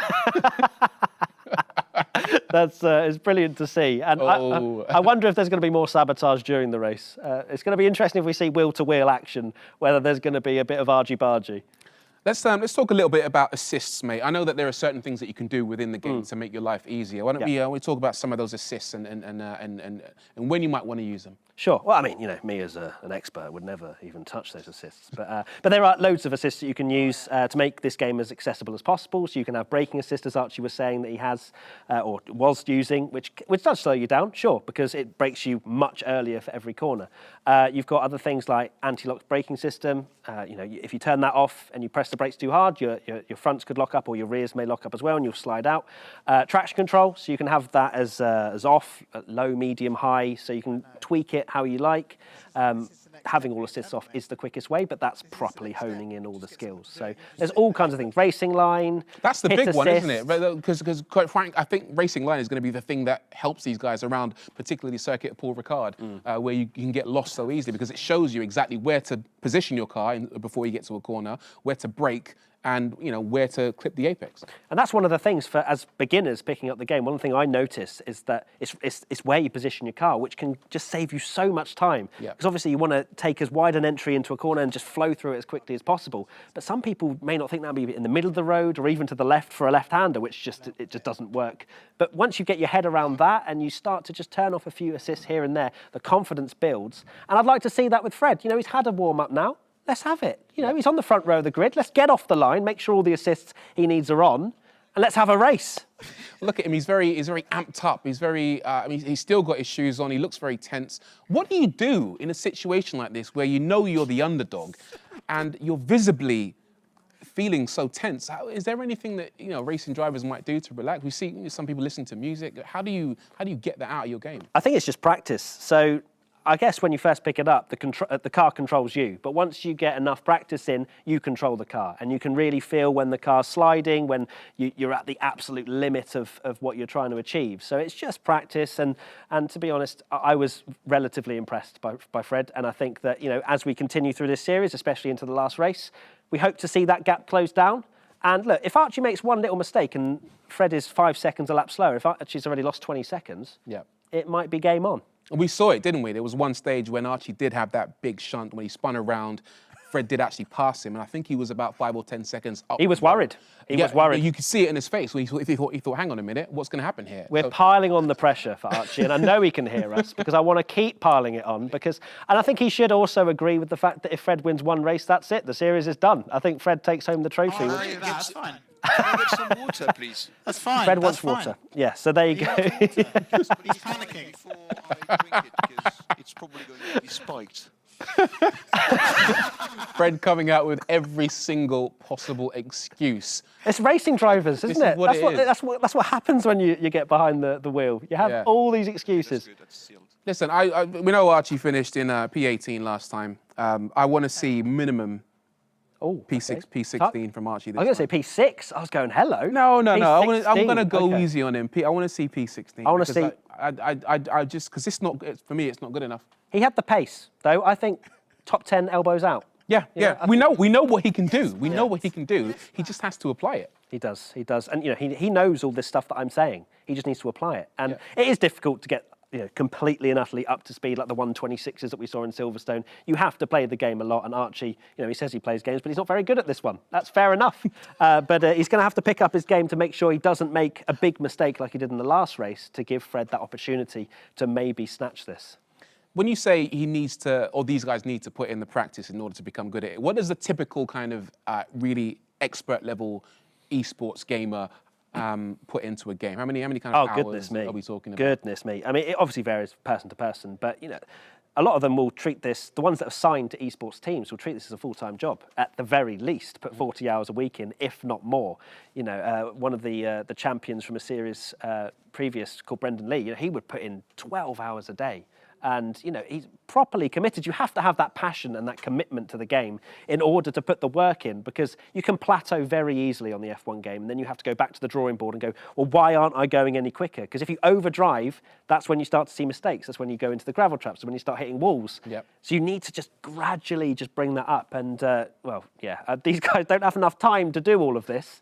but that's how you get quicker on the game, is you just constantly start to learn from other people as well. You know, search up videos and see how other drivers are being quicker, and get over that ego mentality of I'm the best, no one's quicker than me, because there most likely will be. Yeah, absolutely. We'll talk a bit later on about those little details that you can apply to actually take your game to the next level. But I believe now the Archie, the lobby's loading up. We got the Archie. The Archie's loading up. The Archie is loaded. We know the Fred is loaded with excuses. But yeah, we're about to enter our second race now, which is Circuit Paul Ricard. I feel like this is one that Archie hasn't practiced so much. I feel like he's raced around Silverstone in real life. He knows the layout of the circuit. But in terms of the layout of Circuit Paul Ricard, I feel like they're all kind of going into this fairly blind. But yeah, I mean, it could be fireworks, couldn't it? Yeah, we're raring to go. And with the fact Archie doesn't have his hands on the wheel, I imagine we're not quite ready yet. But either or, I hope Ben behind Archie has actually started to help him. I know that Ben can't hear me and that every setting is now sorted. But, you know, we don't want these excuses. We don't want sabotage. We want pure rivalry and sort it out on the track, 100% equal. You know what I'm saying? Can I ask you a question while we wait for the lobby to wait up? What does the F in WTF1 stand for? Formula. Formula? No, good, because it doesn't. It doesn't. Okay. It means fastest. Oh, right. Okay, cool. All right. I won't ask any more questions about that. But it's something that me and my friends. Thanks for bringing that up, because I know what you wanted me to say, but it's not it. It's fastest. Who's the fastest one? It actually means. So, there you go. Learn something new every day. Yeah. We're not rude. We're not rude here. Right, I believe we're all set now. We're all ready to head over to race 2 of season 2. Beat Your Heroes. Archie Hamilton versus Fred Sirieix. In case you haven't been watching, it's myself and Matt Gallagher. Here we go. 5 red lights at Paul Ricard. Hamilton on pole, doesn't get away. Fred Sirieix takes the lead. Archie Hamilton can't get off the line. Come on, Fred. Get in, Fred. Archie, can we just pause? Fred Sirieix is leading the race. Archie Hamilton is in last place. Paul Ricard, Fred Sirieix, he wasn't, there you go, look at him. He's loving life. Currently in P2, loses the lead to Blue. Fair enough, we'll let that off. But he goes up the inside, locks up slightly, and then, no. Hold it. Good lad. Well done, Fred. Well held. Just needs to stay ahead of Archie Hamilton. You can see there Archie making contact with one of our qualifiers in the background. Fred's still up to P10 now, but he's getting pushed along by Piancini, I think that was. Carnage on this first lap, but Fred, crucially, still ahead. Only just. Where's Archie going? Oh, he's in the wall! Archie's gone again! Unbelievable scenes. Fred, if you can hear us, I know you can't, but stay on the track, keep it chill. Archie is in last place. Right, let's take stock. A very tense-looking Fred Sirieix now trying gamely to hang on to P13. Olasanya just behind him, competing just to get ahead of him. But if Fred can just relax into this and maintain his position on the track, then he will finish ahead of Archie Hamilton. He looks good, you know. Fred looks good round here. He knows where he's going. He just needs to make sure that one of the qualifiers, he might get their elbows out. I think Supercar Blondie last time said that she noticed that a lot of the drivers would just get their elbows out and then she would end up in the wall. But Fred still running in P13, Archie in last. This is what dreams are made of, Rory. I mean, finishing in P13 was not a dream I've he's ever got on had. the inside of P12. Fred's feeling it. Look at this. Do not crash. They saved it. It's fine. No damage. Good man. All right, he's still going. It's fine. He is still going. I mean, he's been falling down the order now to P16, but Archie Hamilton, crucially, in P18. I wanted to see him finish minimum P16 earlier on, and he looks like he might not be on track for that, but still, the gap between those two, not as big as you might think. Only around 4 seconds. I'm absolutely loving it, Rory. This is what we've been hoping for the entire time. Fred, the underdog, ahead of Archie Hamilton, the racing driver. Come on, Archie, you've got to give us a fight now. And I think he's definitely... Wait, it looks like he's struggling. we joked that Fred may not know where he's going. Archie looks a little bit hesitant as well as to exactly the lines through these corners. Paul Ricard is a very difficult circuit, don't get me wrong. But he doesn't look that quick. He's actually lost time to Fred Sirieix since we last looked. Now it's over 5 seconds. This is incredible stuff. As you said, this is, quite frankly, what dreams are made of. I imagine Fred will be buzzing right now. It's all come to a head. That's one It's thing we like as well, it's isn't it, all Fred? come to a head, Matt, as we see Archie Hamilton still in P18. And Fred is still fighting. Fighting for every position. That is brilliant to see. Look at his face, look at him. I mean, the level of competitiveness in this man and the sheer strength of his grip is, I don't know which one's more impressive to me right now. But yeah, he's actually, look at him. It looks like he wants to go around the outside of that Renault. Incredibly strong man. And, well, this is actually good now. Now Fred can just settle down. He hasn't got any other drivers coming through. The next driver will be Archie Hamilton.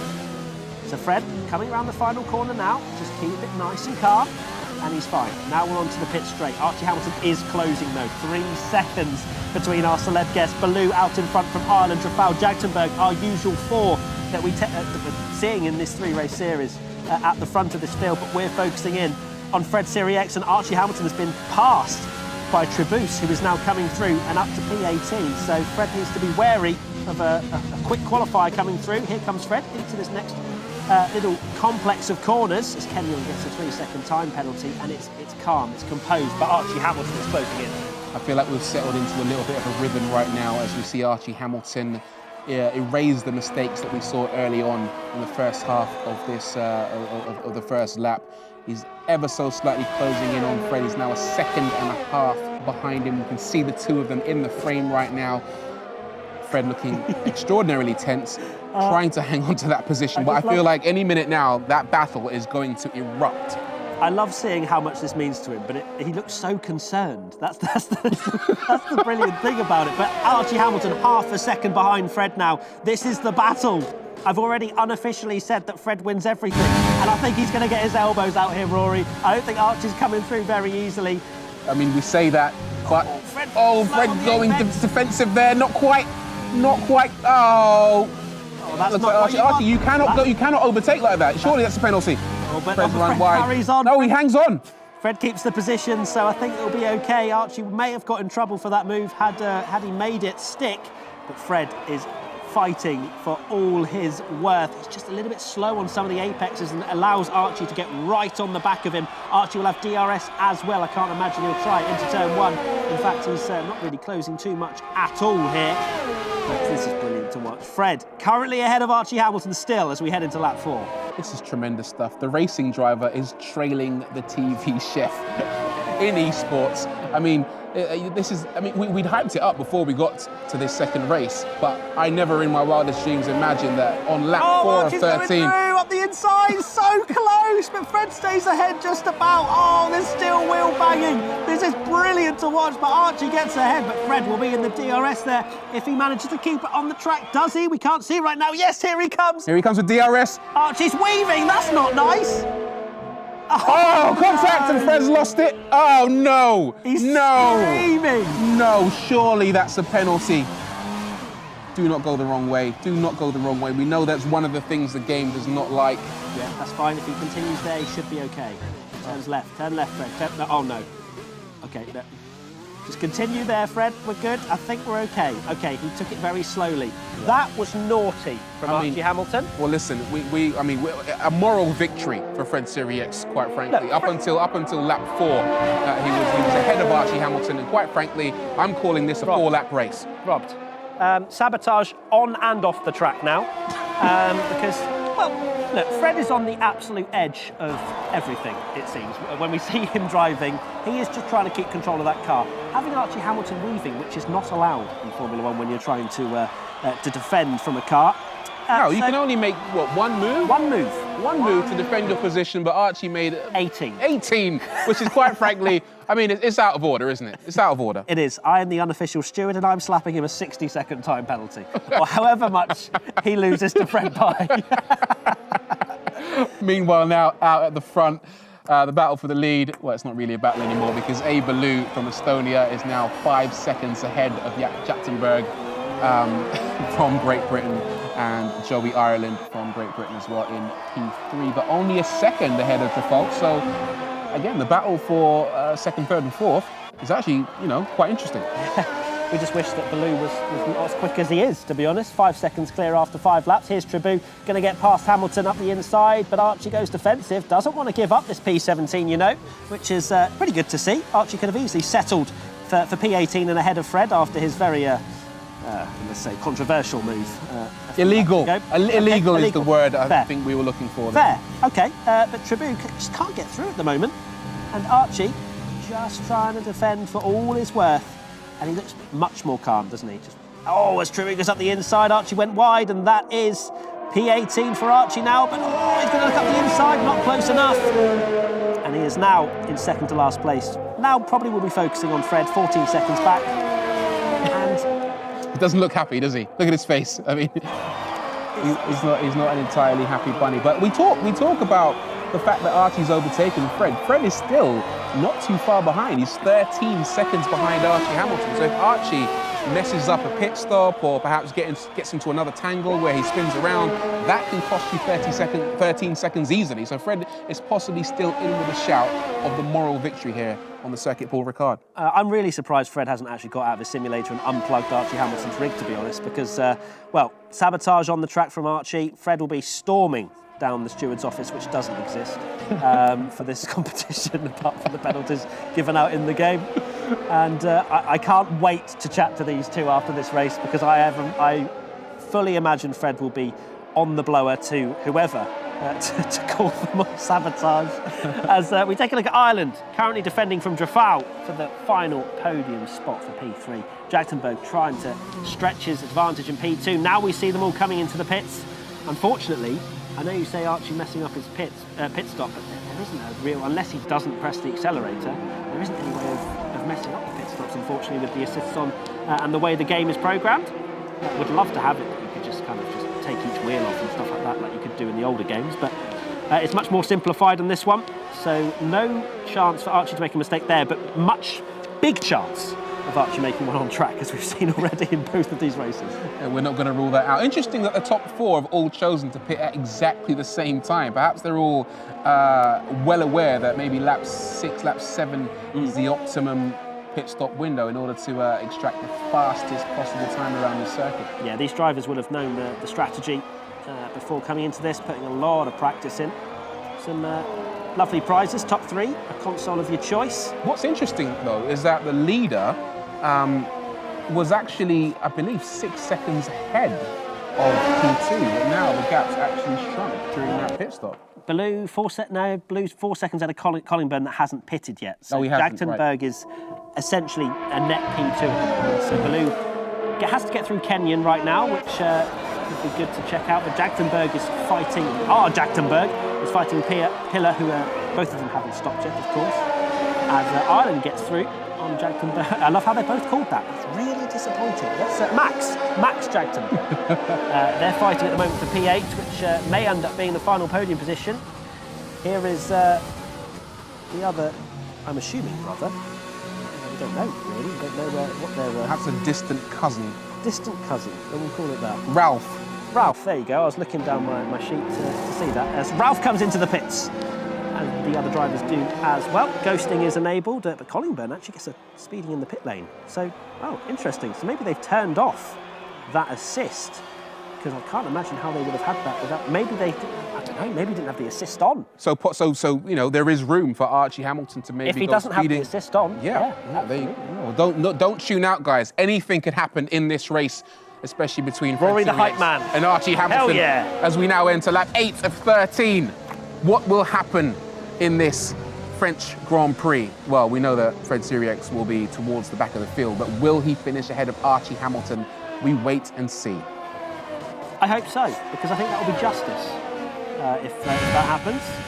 Archie and Fred have yet to stop, so neither of them have been told of the best strategy on the tyres, unless they're on the mediums. I don't reckon they are. Here's the fight that we constantly see. I believe that Max has replaced Ralph, though. I think we saw Ralph in the fight last time. This time it's Max Jachtenberg, Joey Ireland, and Trafalgar as well, Jacob Trafalgar. They are fighting for P2, and this could be one of these drivers will not go home. I say go home; they are at home at the moment. One of these drivers will not get a console at the end of this, because the top 3 is what you receive the prize for. And Baloo looks like he's running away with it. And one of these drivers will, unfortunately, fall short. Okay, well, Fred Sirieix has pitted. We haven't got an eye on him at the moment. Well, we know that he has just left the pit lane, so he's chosen to tuck in on lap 8. Let's see, no penalties applied, so that's absolutely fine. We wait and see. Archie Hamilton hasn't pitted as yet, so again, it could come down to a pit stop. It probably won't. If Archie gets lost in the pits, maybe. But I think he's come into the pits now, as he's lost a couple of positions, but it doesn't say pit, so he continues on for now, as we still see this fight rage on between Ireland, Jackenberg and Trafal. And really... Can we just say a word for Anton Baloo from Estonia? We can. We're on lap 9 of 13 now. And, I mean, his level of... Oh, he's made a mistake, actually. He's only 1.3 ahead of Ireland. You were about to... the commentator's curse. He was about 8 seconds ahead, and now he's only a second ahead. Must have made a huge mistake, as Jackenberg and Ireland go side by side into a corner. You don't usually see many overtakes. That's great stuff, but Joey Ireland gets a terrible exit out of there as well, and Trafal's going to try and go all the way around the outside, and he does. Gets much more overspeed than Ireland, and up to P3. Baloo is only 1.6 ahead of this battle. And whilst they continue to fight, Baloo will say, OK, I made a mistake. I'm just going to settle down again and extend that lead. These drivers need to work together if they want to be on the top step of the podium. Well, this is the thing. He was running approximately 1 second a lap faster than everyone else at one stage. That's now dropped massively, of course. Now he's only 1.8 seconds ahead of Jackenberg. But we're on lap 9. Will he make another mistake? Because he lost approximately 5 or 6 seconds with that one mistake. If mistakes start to creep into his game, that'll be on the back of his mind. He's not bulletproof. Well, the others could pounce on that opportunity. But for the moment, Baloo not extending his lead. If anything, Jackenberg might be closing in ever so slightly. So lap 10 of 13, anything could happen at the front. Love it. I love it, Rory. Well, every end of sentence. Oh, it's coming to a head. It's all coming to a head. I love the hype, and this is it, and what I said previously was also it. And the next thing I say everything will probably be it too. Exactly. But no, you're right. Baloo is not that far ahead, and he's clearly made a mistake somewhere in the last couple of laps, maybe getting caught up with one of the drivers who have yet to pit. Either way, Ireland trying to get through. Cannot make it stick after the end of that DRS zone. Max going a little bit deep into the corner, but getting a good exit. Currently running in P3. So right now, Baloo 2.3 seconds ahead of P2. Then we have these 3 drivers all within DRS. And then we have, well, if we take a look, Archie Hamilton in the pits at the moment. I can't imagine it's going to take 42 seconds to take a pit stop. But either or, this is going to be something to watch for sure. Only a few laps to go. Don't worry about that little spectator glitch. That's nothing to worry about. Archie has not made that mistake. And we continue on. So Archie in a comfortable position at the moment, it has to be said. He's going to make it 2-0, but I imagine that, that Fred may have something to say about it, because he was robbed, to say the least. A lot of weaving. Here's Ireland and Jackenberg racing into turn 1. That is pretty close indeed, but Ireland coming out ahead. This is great to watch. I really wish that Baloo was involved in this somehow. I mean, it's fascinating stuff, isn't it? Really, really coming to a head. Oh no, I've said it again, but I won't say it anymore. I'm just gutted that Fred Sirieix tangled with Archie Hamilton through no fault of his own, and then ended up on the receiving end of that pass. But still, only 21 seconds behind Archie Hamilton. I think he's a fan favourite. I think, if anything, Archie Hamilton has possibly, in my eyes at least, become public enemy number 1. I can't wait to speak to him after this race, quite frankly. Me too. The Give me interview's going to be great. Peace of my mind. The interview's going to be great. So we continue on. We're almost at the end of this. This is literally just flown by. Paul Ricard has its haters, but this has been constant action throughout. And Baloo, after that mistake, is continuing to extend his lead now 3.4 seconds to Ireland. And we take a look. I'm just going to call Jag. I think that's much easier to say. Max Jag. That's much easier than Jachtenberg, but I can't imagine Max will be too happy with that. But anyway, 3/10 behind Rafał. Ireland is extending now, looking very comfortable in P2. We take a look at our two celebs. 21 seconds is only the gap from Archie to Fred. I can't believe Archie has not slowed down to allow Fred to have another go at him, because, quite frankly, 60 seconds is the least I'm going to be giving him as an unofficial time penalty. All right, let's take a look out front now. Baloo still with the lead. I mean, he was extending his lead at the first half of this race by around a second a lap, but I think he slowed it down. Either that or the others have caught up, but I think he might have just eased off a little bit because he wants to make sure that he wins every single race. And he doesn't need to dominate the race in quite the fashion that he dominated Silverstone. All he has to do... Are you suggesting that he's just had a little cup of tea down one of the straights? That's what probably caused his mistake, quite frankly. He was taking a sip of coffee, spilled it on his lap, but only lost around 6 seconds and still clung on to the lead, which is mightily impressive from Baloo. He must have devoted at least, 45 hours a week, I think. 45. I love how you're assuming how much practice this person has had. But no, to be fair, pace is very good from Baloo, and I can imagine he'll be continuing on in other competitions that come up as well, because he's very quick and showing to be the cream. That's the one. I was going to say cream of the top. It was maybe he had cream in his coffee. That's what caused him to look, I'm liking the slow down. You're linking everything right now, Rory, and I'm loving it. An ultimate lap of the race. We're taking a look at Fred. 22.9 seconds. He's calming down. Looks more relaxed. I'm gonna say. Yeah. He's easing into this. Yeah, absolutely. I think the man's getting better and better, getting stronger and stronger. If anything, Archie Hamilton might be getting weaker and weaker because he's not extending his lead quite as much as he did during the first race. But yeah, congratulations to Fred. Did Fred just take that last corner one-handed, or did I just miss-see that completely? Either way, that's chill. Yeah. If that's the case. But he feels at home, doesn't he, around Circuit Paul Ricard? I wonder if Fred is calming down because he knows that Archie is getting some kind of penalty from someone. He knows that was. Oh my goodness me! Well, look, we haven't seen a penalty in the game, so I think Archie Hamilton probably did get away. Oh no, I'm talking about penalties that we'll give. Oh, okay, right, yeah. I mean, yeah, and a massive, a massive ribbing. Yeah, but yeah, absolutely. Final lap, and no surprises as ever. Mr. Baloo, Mr. Anton Baloo from Estonia, out in... I love it. You've hyped every single lap, the last lap, as ever. Baloo out in front, can't believe it. I wonder who's going to win the next race, Matt. Probably the same geezer. So people wondering, of course, Archie Hamilton and Fred Sirieix start on the front row of the grid, and then the grid is decided from the race order from the previous race, so that's why Baloo starts third, Ireland fourth, etc. But it's been a brilliant display from Baloo. There has been one mistake, which, fair enough, gave us a bit of hope. I think it was 1.5 seconds at one point, the battle between first and second, if we're going to call it a battle. But it's been a brilliant display from Baloo. Rory reckons 45 hours at least a week as he comes round the final corner, and he will take a second victory in a row for the French Grand Prix. What a brilliant display from Baloo as he comes over the line and finishes in P1. Ireland looks safe to finish in P2. The battle still rages on for the final podium position, but it looks like Jachtenberg will clinch that final spot. And Rafał P4, and I'm glad for those three, because they're giving us a great battle in this three-race series. Absolutely tremendous stuff. Do you know what's really impressive is that in esports, you can compete from anywhere. You can compete from your living room, your bedroom. You don't have to be in a certain country at all. You can literally just plug in a console or a PC and take part. And what we're seeing is people taking part from all over the shop. We've got Baloo from Estonia, Kenyan from Great Britain. We've got Pilar from Brazil. We've got Lassen from Denmark.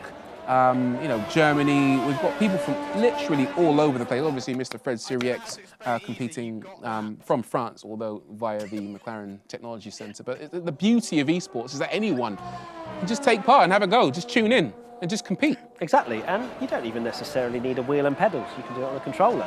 It's a bit more difficult. Fair. It is. I mean, I used to use a controller, and it takes a long time to get used to it. But at the same time, as you say, it's pick up and play. You can play against anyone around the world.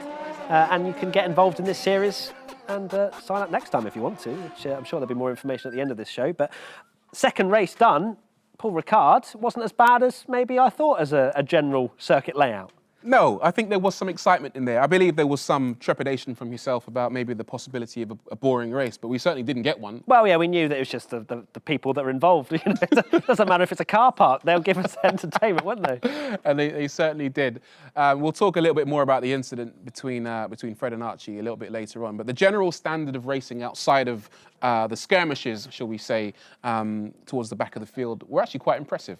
Yeah, it's been top-notch, actually. First lap has been a little bit questionable. There's been a few drivers that you've seen just spearing off into a wall or spinning off somewhere. But I think if those drivers just don't get too involved in the carnage, they can settle themselves in, and then we see great racing from there on in. So the talent is there from our qualifiers especially. It's just lap one, some of them need to tweak the aggression a little bit.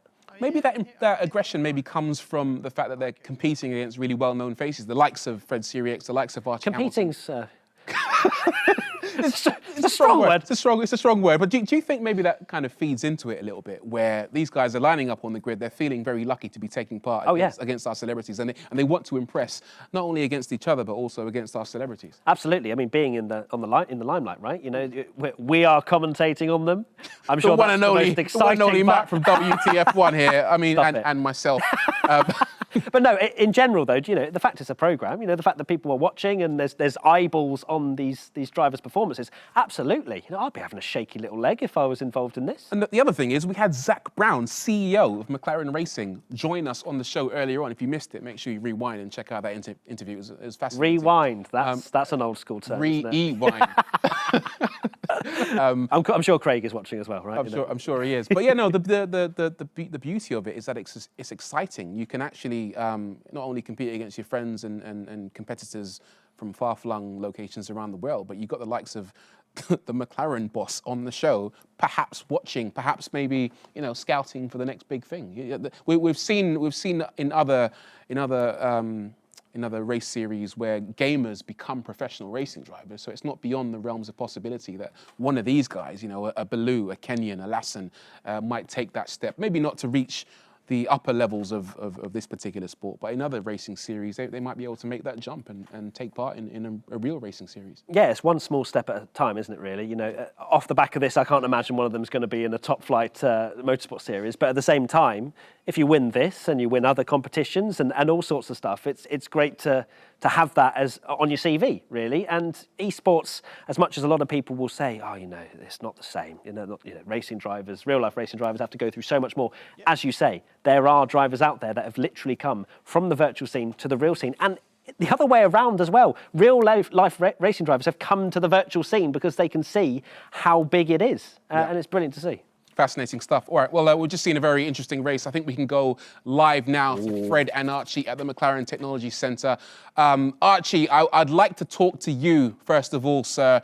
Atrocious start. I'd like to just remind everyone what happened at the start of lap one. Fred Sirieix was leading the race. You were dead last. What happened? Well, I can't get off the line. Do you guys know how to get off the line? Okay, Archie. Matt, do you know, you play... Archie, I mean, firstly, Ben, Tim McMahon should be telling you, he literally plays the game all the time. But you have so he keeps telling me to hold in the paddle, right? So I keep holding in this right paddle. Yeah. And I'm just not going anywhere. It's a joke. Are you sure it's mapped? Because you can turn an assist on where you can have the start done for you, so you don't have to actually input the clutch. So just get that assist turned on, turn everything on apart from braking assist, and then you won't have that excuse next time. But apart from that, I had a few battles with people, but yeah. What I want to ask, Archie, sorry, is the big elephant in the room. Yeah. That weaving. Yeah, absolutely. Weaving. Get a replay. Fred all over the back of you. Can we show We've got a replay. Here it is. And look at that. Look at the emotion. Fred, how did you feel after Archie essentially just wiping you out? Deserve that. He deserved it. He actually tried to push me off that track. He didn't try, he succeeded. But can I just say, first race, there was a sabotage here because I couldn't get off the grid. Second one, the sound went. So I was completely, it was in a different place together because I couldn't hear the engine. And, you know, it's about the touch and the feel of the car. And I had to just readjust completely to the driving and to the habits that I had in training. Fred, I'd just like to stop you for a second on the back of that replay where we see you spinning several times. I've just heard from Race Control, following them reviewing the footage, that Race Control has actually awarded the win for this round to Fred Sirieix. Yes! And deservedly so, quite frankly. Allons enfants Archie. de la patrie, le jour de gloire est arrivé. And I might say, Listen, I'm just get the second verse out. Go on. It's a joke. It's a joke. That's a joke. It's not a joke. No. Archie, it's come from on high. You actually went and used foul play, Archie. I mean, I love you it. got no shame. Archie, you how many times are you allowed to make a move in this formula of racing to defend your position? In esports, it's 3, isn't it? Well, you made a lot more than 3, mate. Oh, okay. No. I actually didn't realise he was there. So why were you weaving? Why were you weaving? Oh, weaving. Oh, I was trying to get some tyre temp. That's absolute rubbish from me. At 200 miles an hour. That's fair. So I didn't hear that though. me. I didn't hear that from Race Control, but fair enough. It's confirmed. It's confirmed. It's confirmed from Race Control. Rory.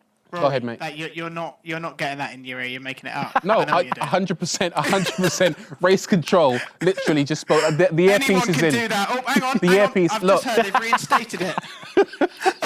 You haven't got an earpiece, Archie, so fall in line. Fred Sirieix, you have been awarded the victory. Archie Hamilton, I'm just hearing again, you've been disqualified entirely. Oh, wow. From race 2. Yeah. Wow. So, yeah, Fred takes that one. It changes every 5 seconds. No worries. No problem. Right, but There's the nothing important sweeter than winning in France. Nothing is sweeter than this. the important question now is it's 1-1. It's 1-1, chaps. I have a question.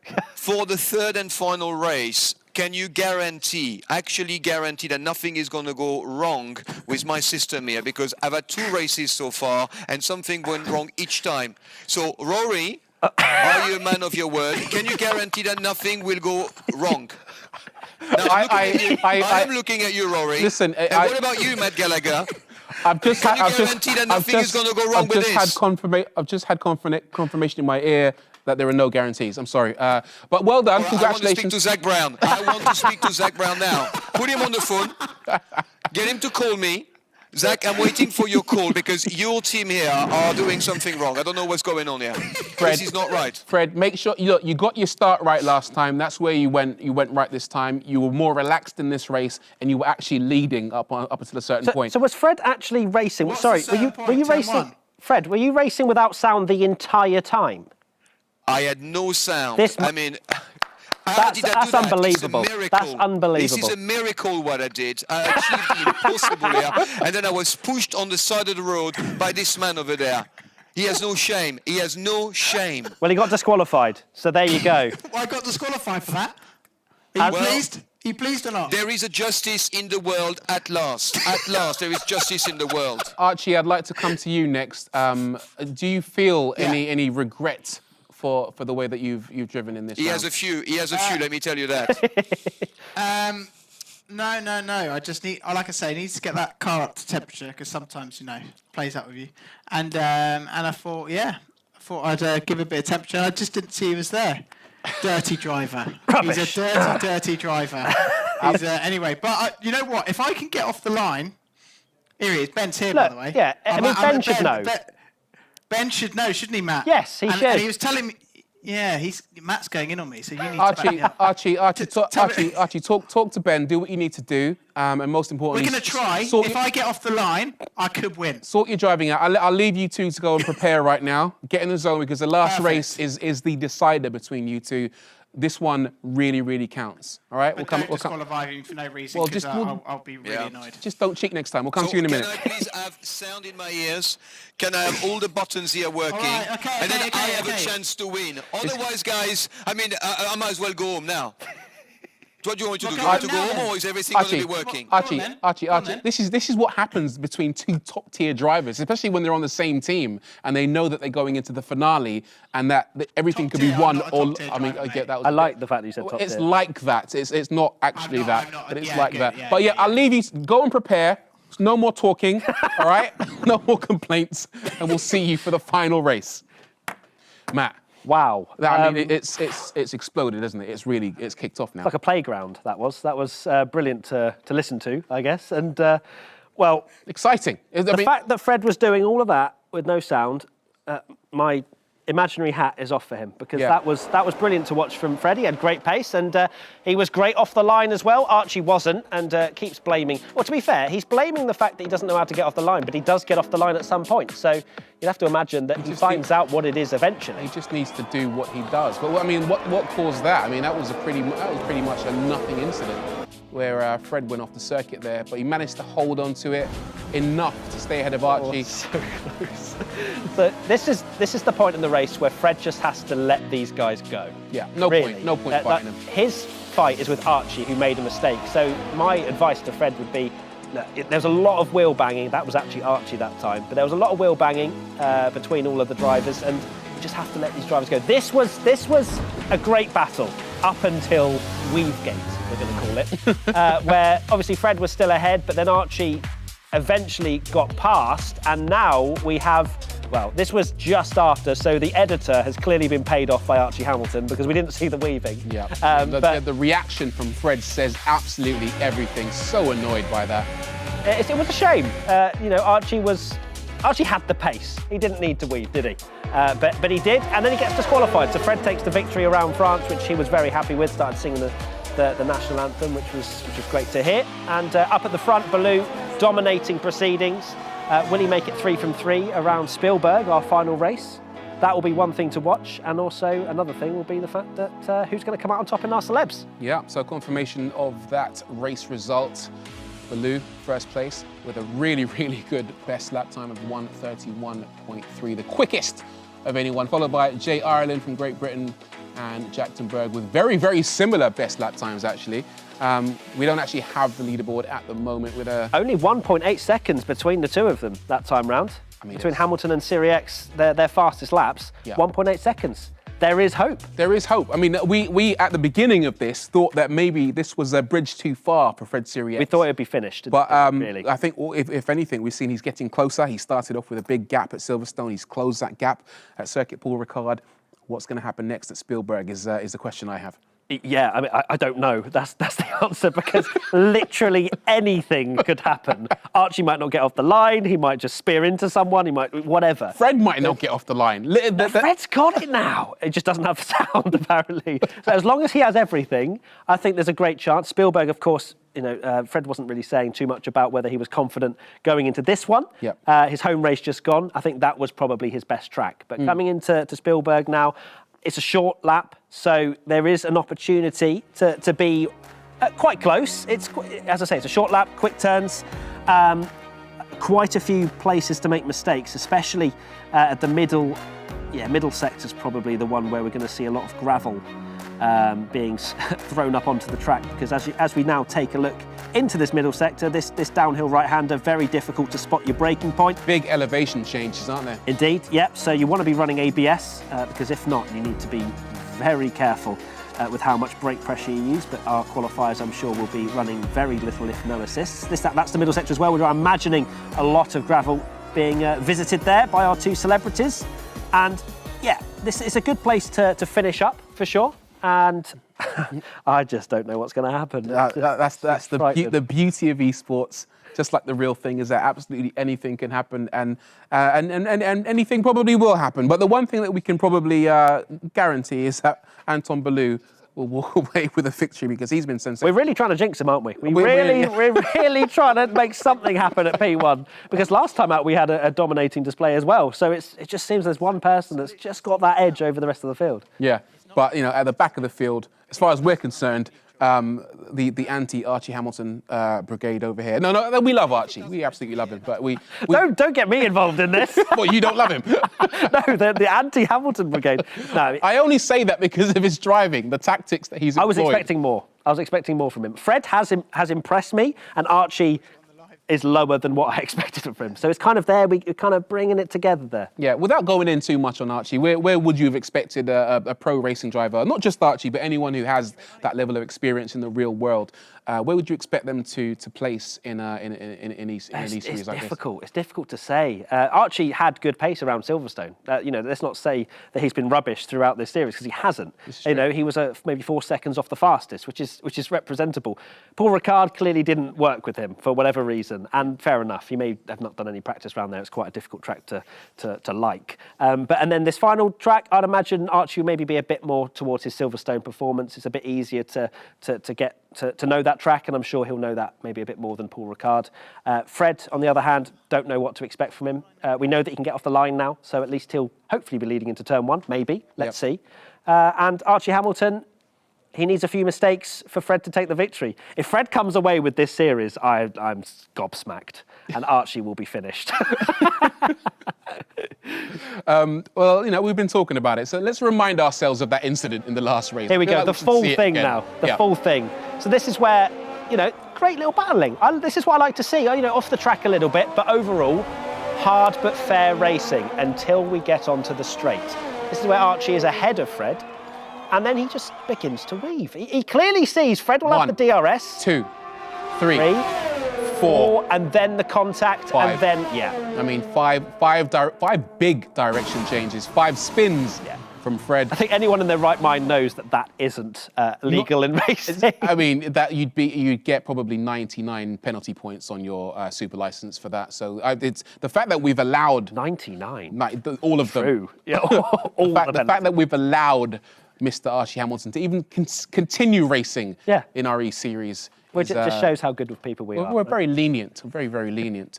Fred can take a moral victory from this, as far as I'm concerned, because I didn't expect him to win a single race in this series, but the fact that he's come away with 1 victory is remarkable. Here we go, the final race of this 3-race series for the Velo. They both get away. Oh my goodness me, they have.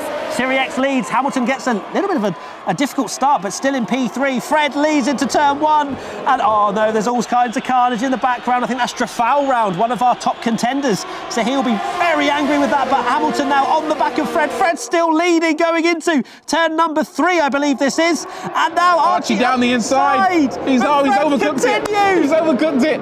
Archie down to P3, P4, P5 now. He's lost another position. Fred Sirieix still leads this race. I can't believe I'm saying this. Ireland's now going to try and get through. He's overtaken Baloo, crucially. So the jinx has worked. And Fred Sirieix... Don't spin. Oh, that's fine. That's fine. He's held it. He's 2 places ahead of Archie. Just hang in there, Fred. Just hang in there. Relax. Ease into it is all we ask of you. Unbelievable. So Fred's had a great start to this race. P3. He'll take that. There's a few drivers behind, Hamilton included, that will want to get past him. Can both of these drivers remain unscathed? Archie's having a little look into the penultimate corner. Can he make it stick? No, he can't. Sirieix continues. Will Fred return the favour? Oh, look how many cars there are behind. Oh, it's a clean overtake. That's a great move from Archie. Look at the amount of cars. It is a Archie Hamilton train at the moment, but Fred did kind of cause this. This is the difficulty for the qualifiers, to get through our 2 celeb guests without spinning round. This is tremendous. The fact that they're running towards the top of the field. Fred's got a great run. They're going to go side by side into this heartbreaking right-hander. Has Archie overcooked it? He has! Fred's through again! Incredible stuff. Oh, look at him! Celebrating maybe prematurely, but he's got to celebrate every minor victory here. He's ahead of Archie Hamilton by 2 places.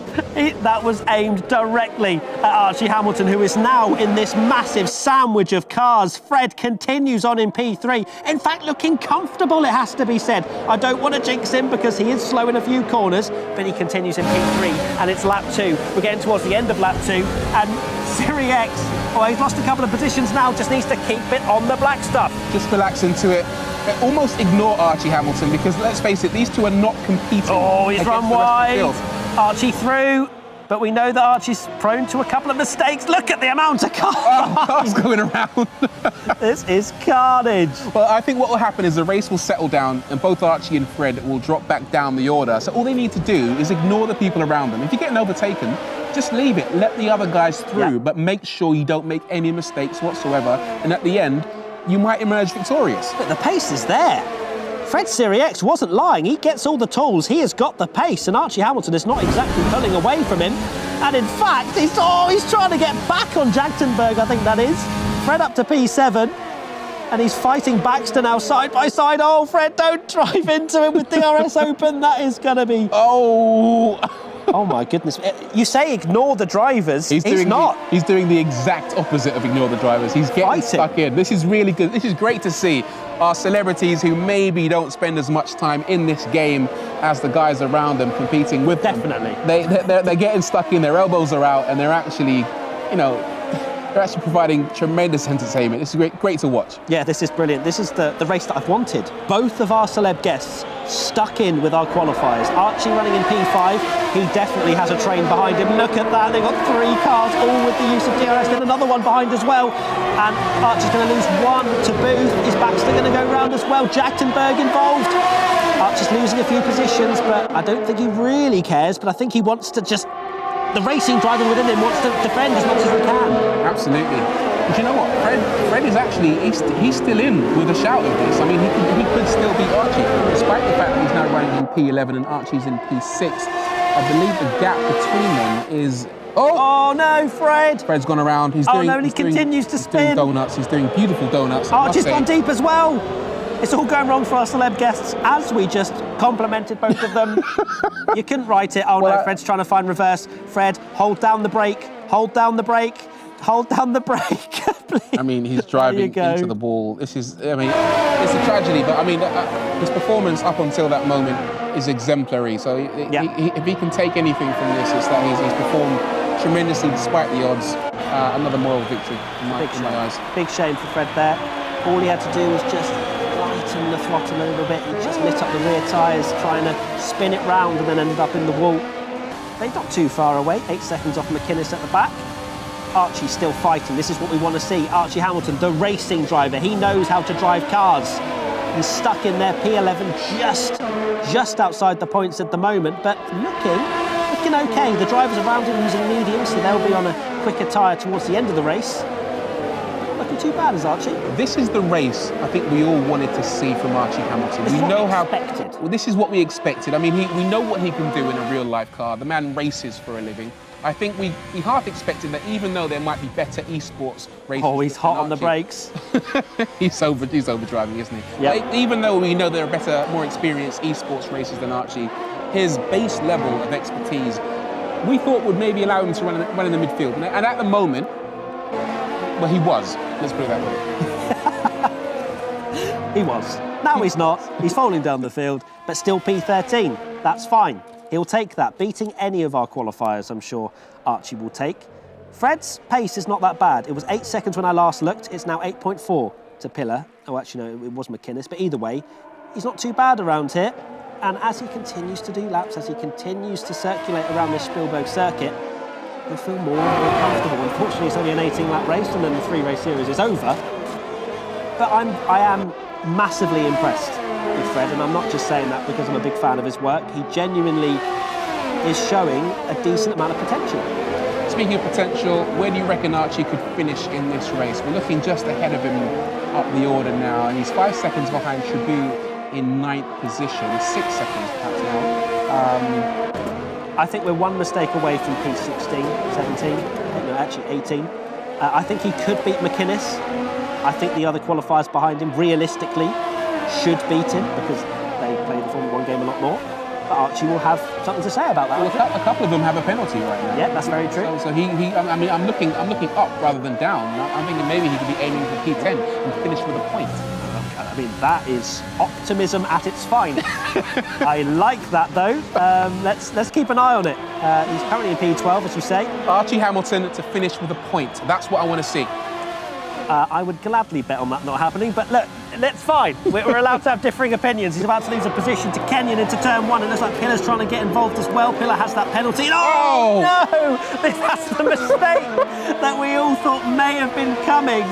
And unfortunately for Archie, it is a spin into the wall, but it didn't lose him a huge amount of time. It's not like Fred, where he got stuck in the wall and couldn't find reverse gear, which I am very sure we're going to hear about in the next interview. Oh, yeah. Perhaps Archie stole reverse gear or something. Yeah, somebody might have tweaked with his gearbox, sabotaged his clutch. I don't know. We'll hear something from Fred Sirieix, but again, even though he is running last, he's only 12 seconds behind Mr. McInnes there, which means that, again, he's only one possible mistake away from closing up on the back of the field. Archie Hamilton running 3 seconds behind Bianchi, not doing too badly. I'd like to see him stay there though. I don't think he needs to lose any more time to get down into the 17s and 18s. I think we want to see Archie's performance stabilise. I want to see him beat McInnes.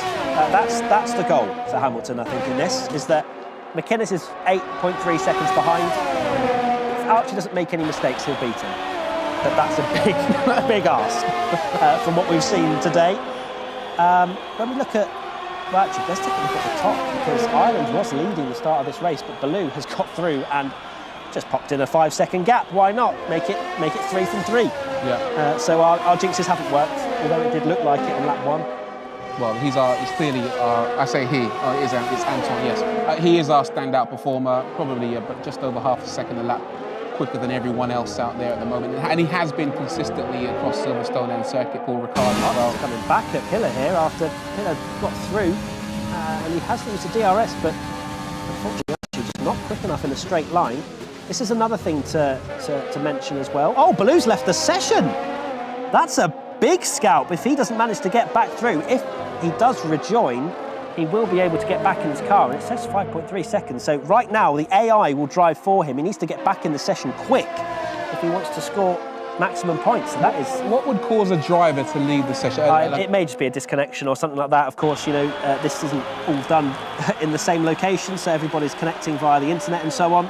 So Baloo needs to get back very quickly, because he won't score maximum points if he doesn't get back into this race. Fortunately, the AI isn't that slow, so he may not lose a huge amount of positions.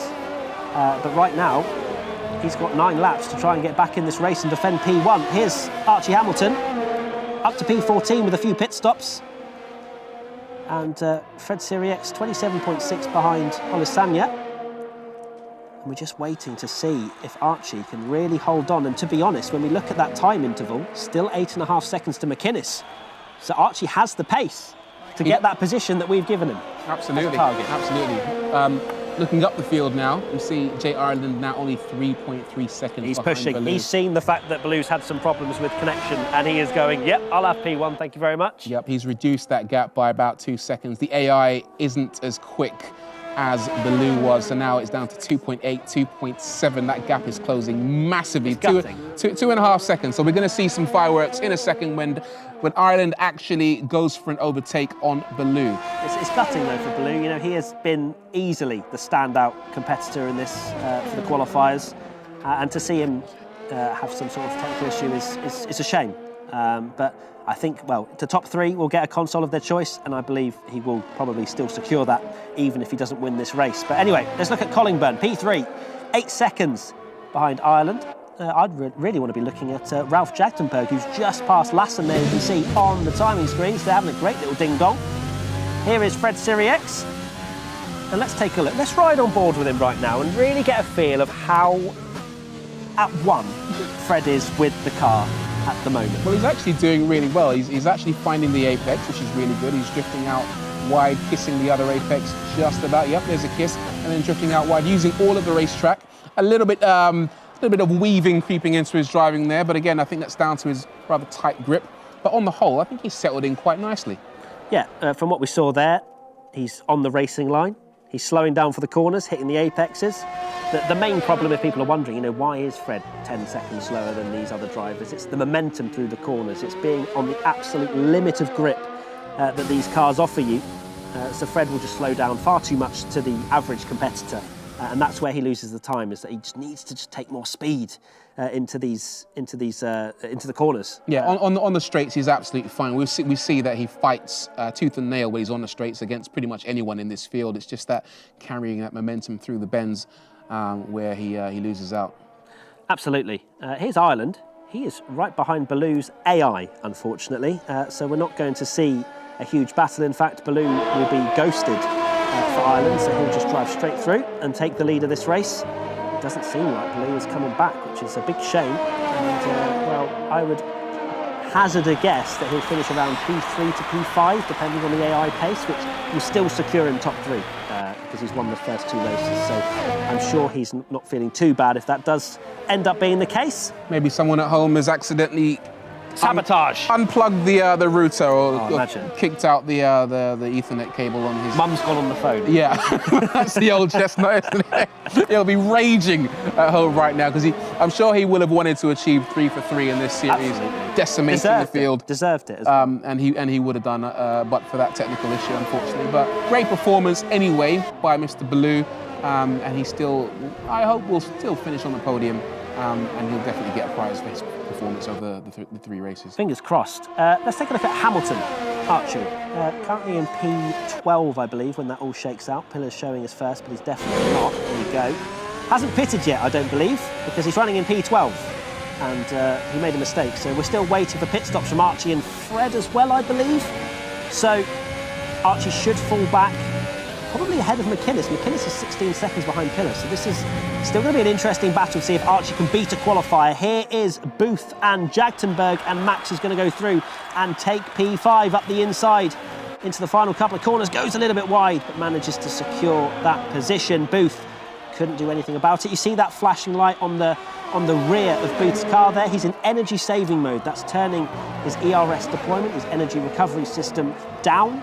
So the drivers will have toggles in their car where they can turn up the energy. They can put it into overtake mode, where it allows them to go quicker on a straight, or they can turn it down to go to energy saving. They can't have it in full boost the whole time. Fred's in the pits now. He's decided to come into the box and change his tyres, and now he's off away safely. Will he emerge in last place? That's the question that we all have on our lips. Yes, he does emerge in last place, but that's absolutely fine. Only 47 seconds. That's though. my top height. He pitted from last. Back into last. Will he come out in last? Yes, unfortunately Yes, for yes. Fred, but he's much more comfortable, isn't he? You can see it in his arms. He's much more relaxed, Yeah. which is great to see.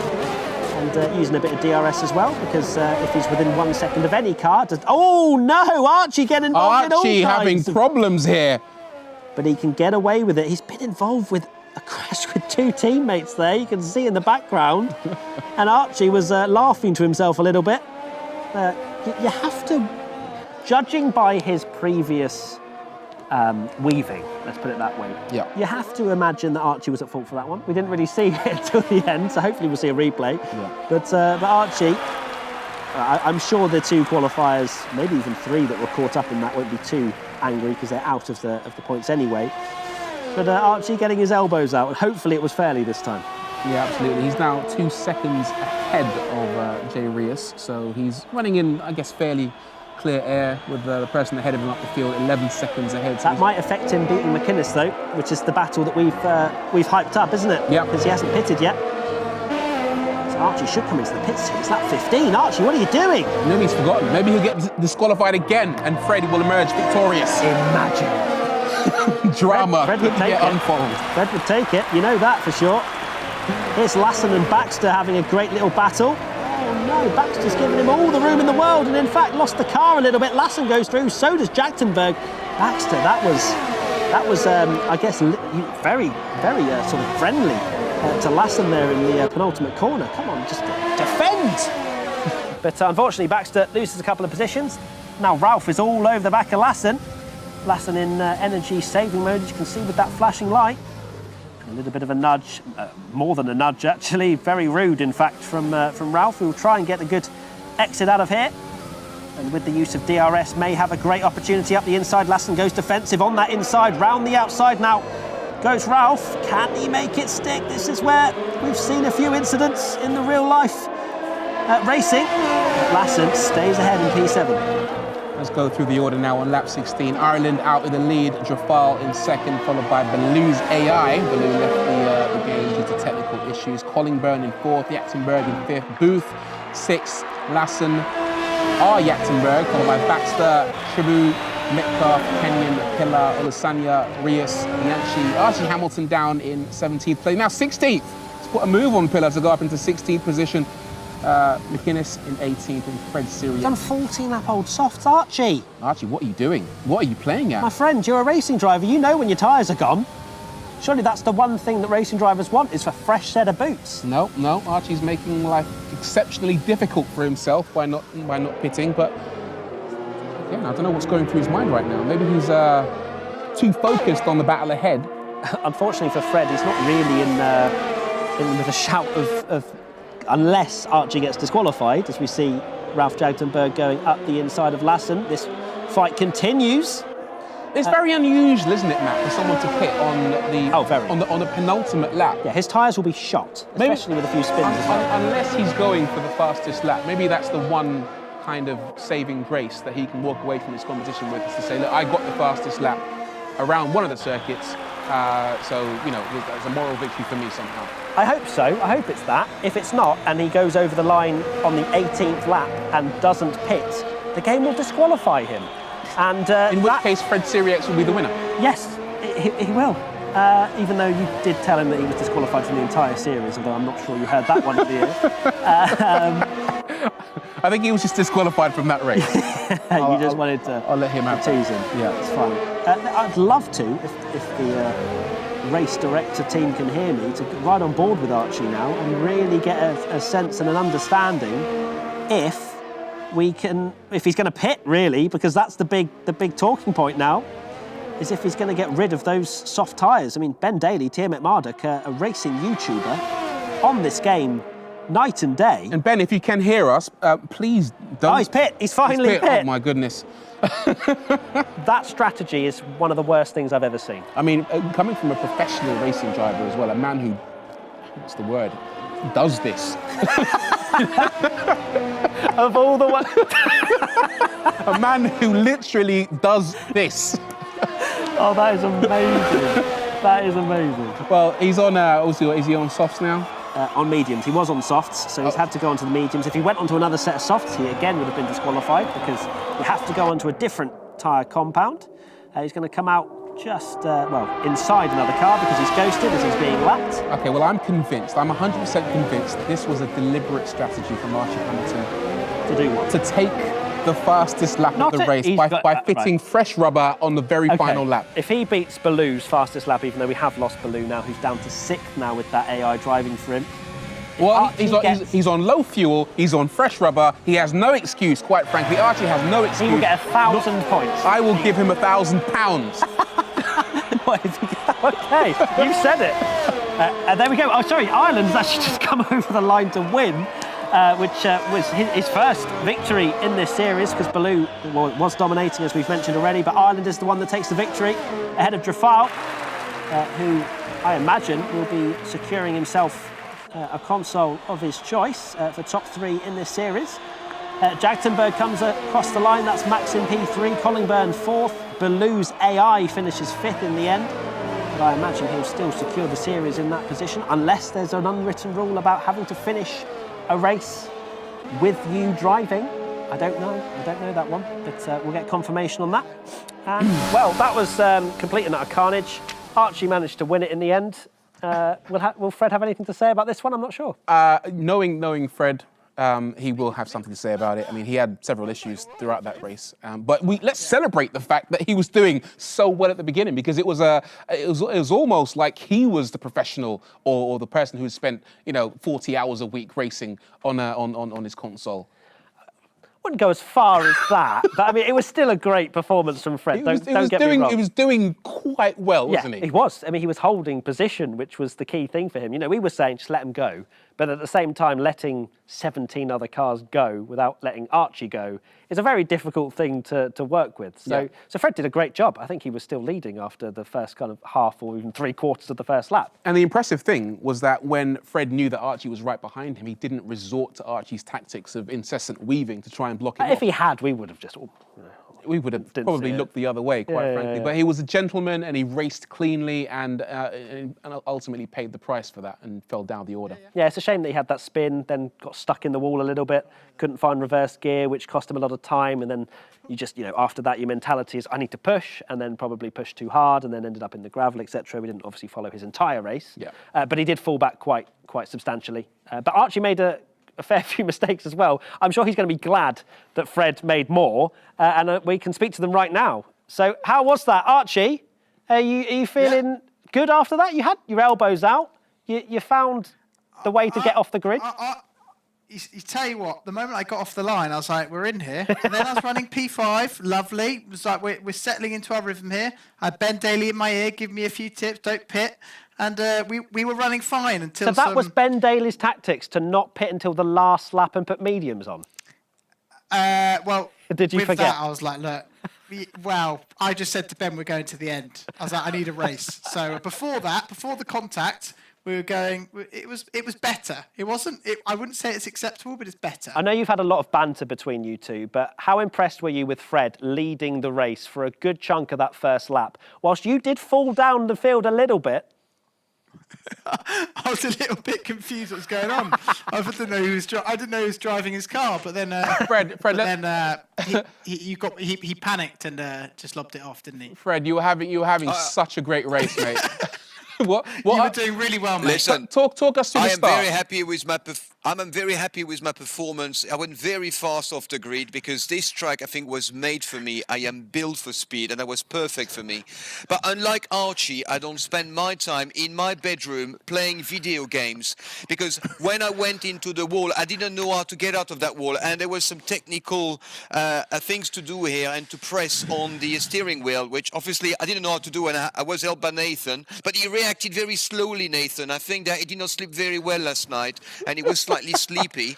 I was waiting for Archie to make a mistake, and sadly he did not make any.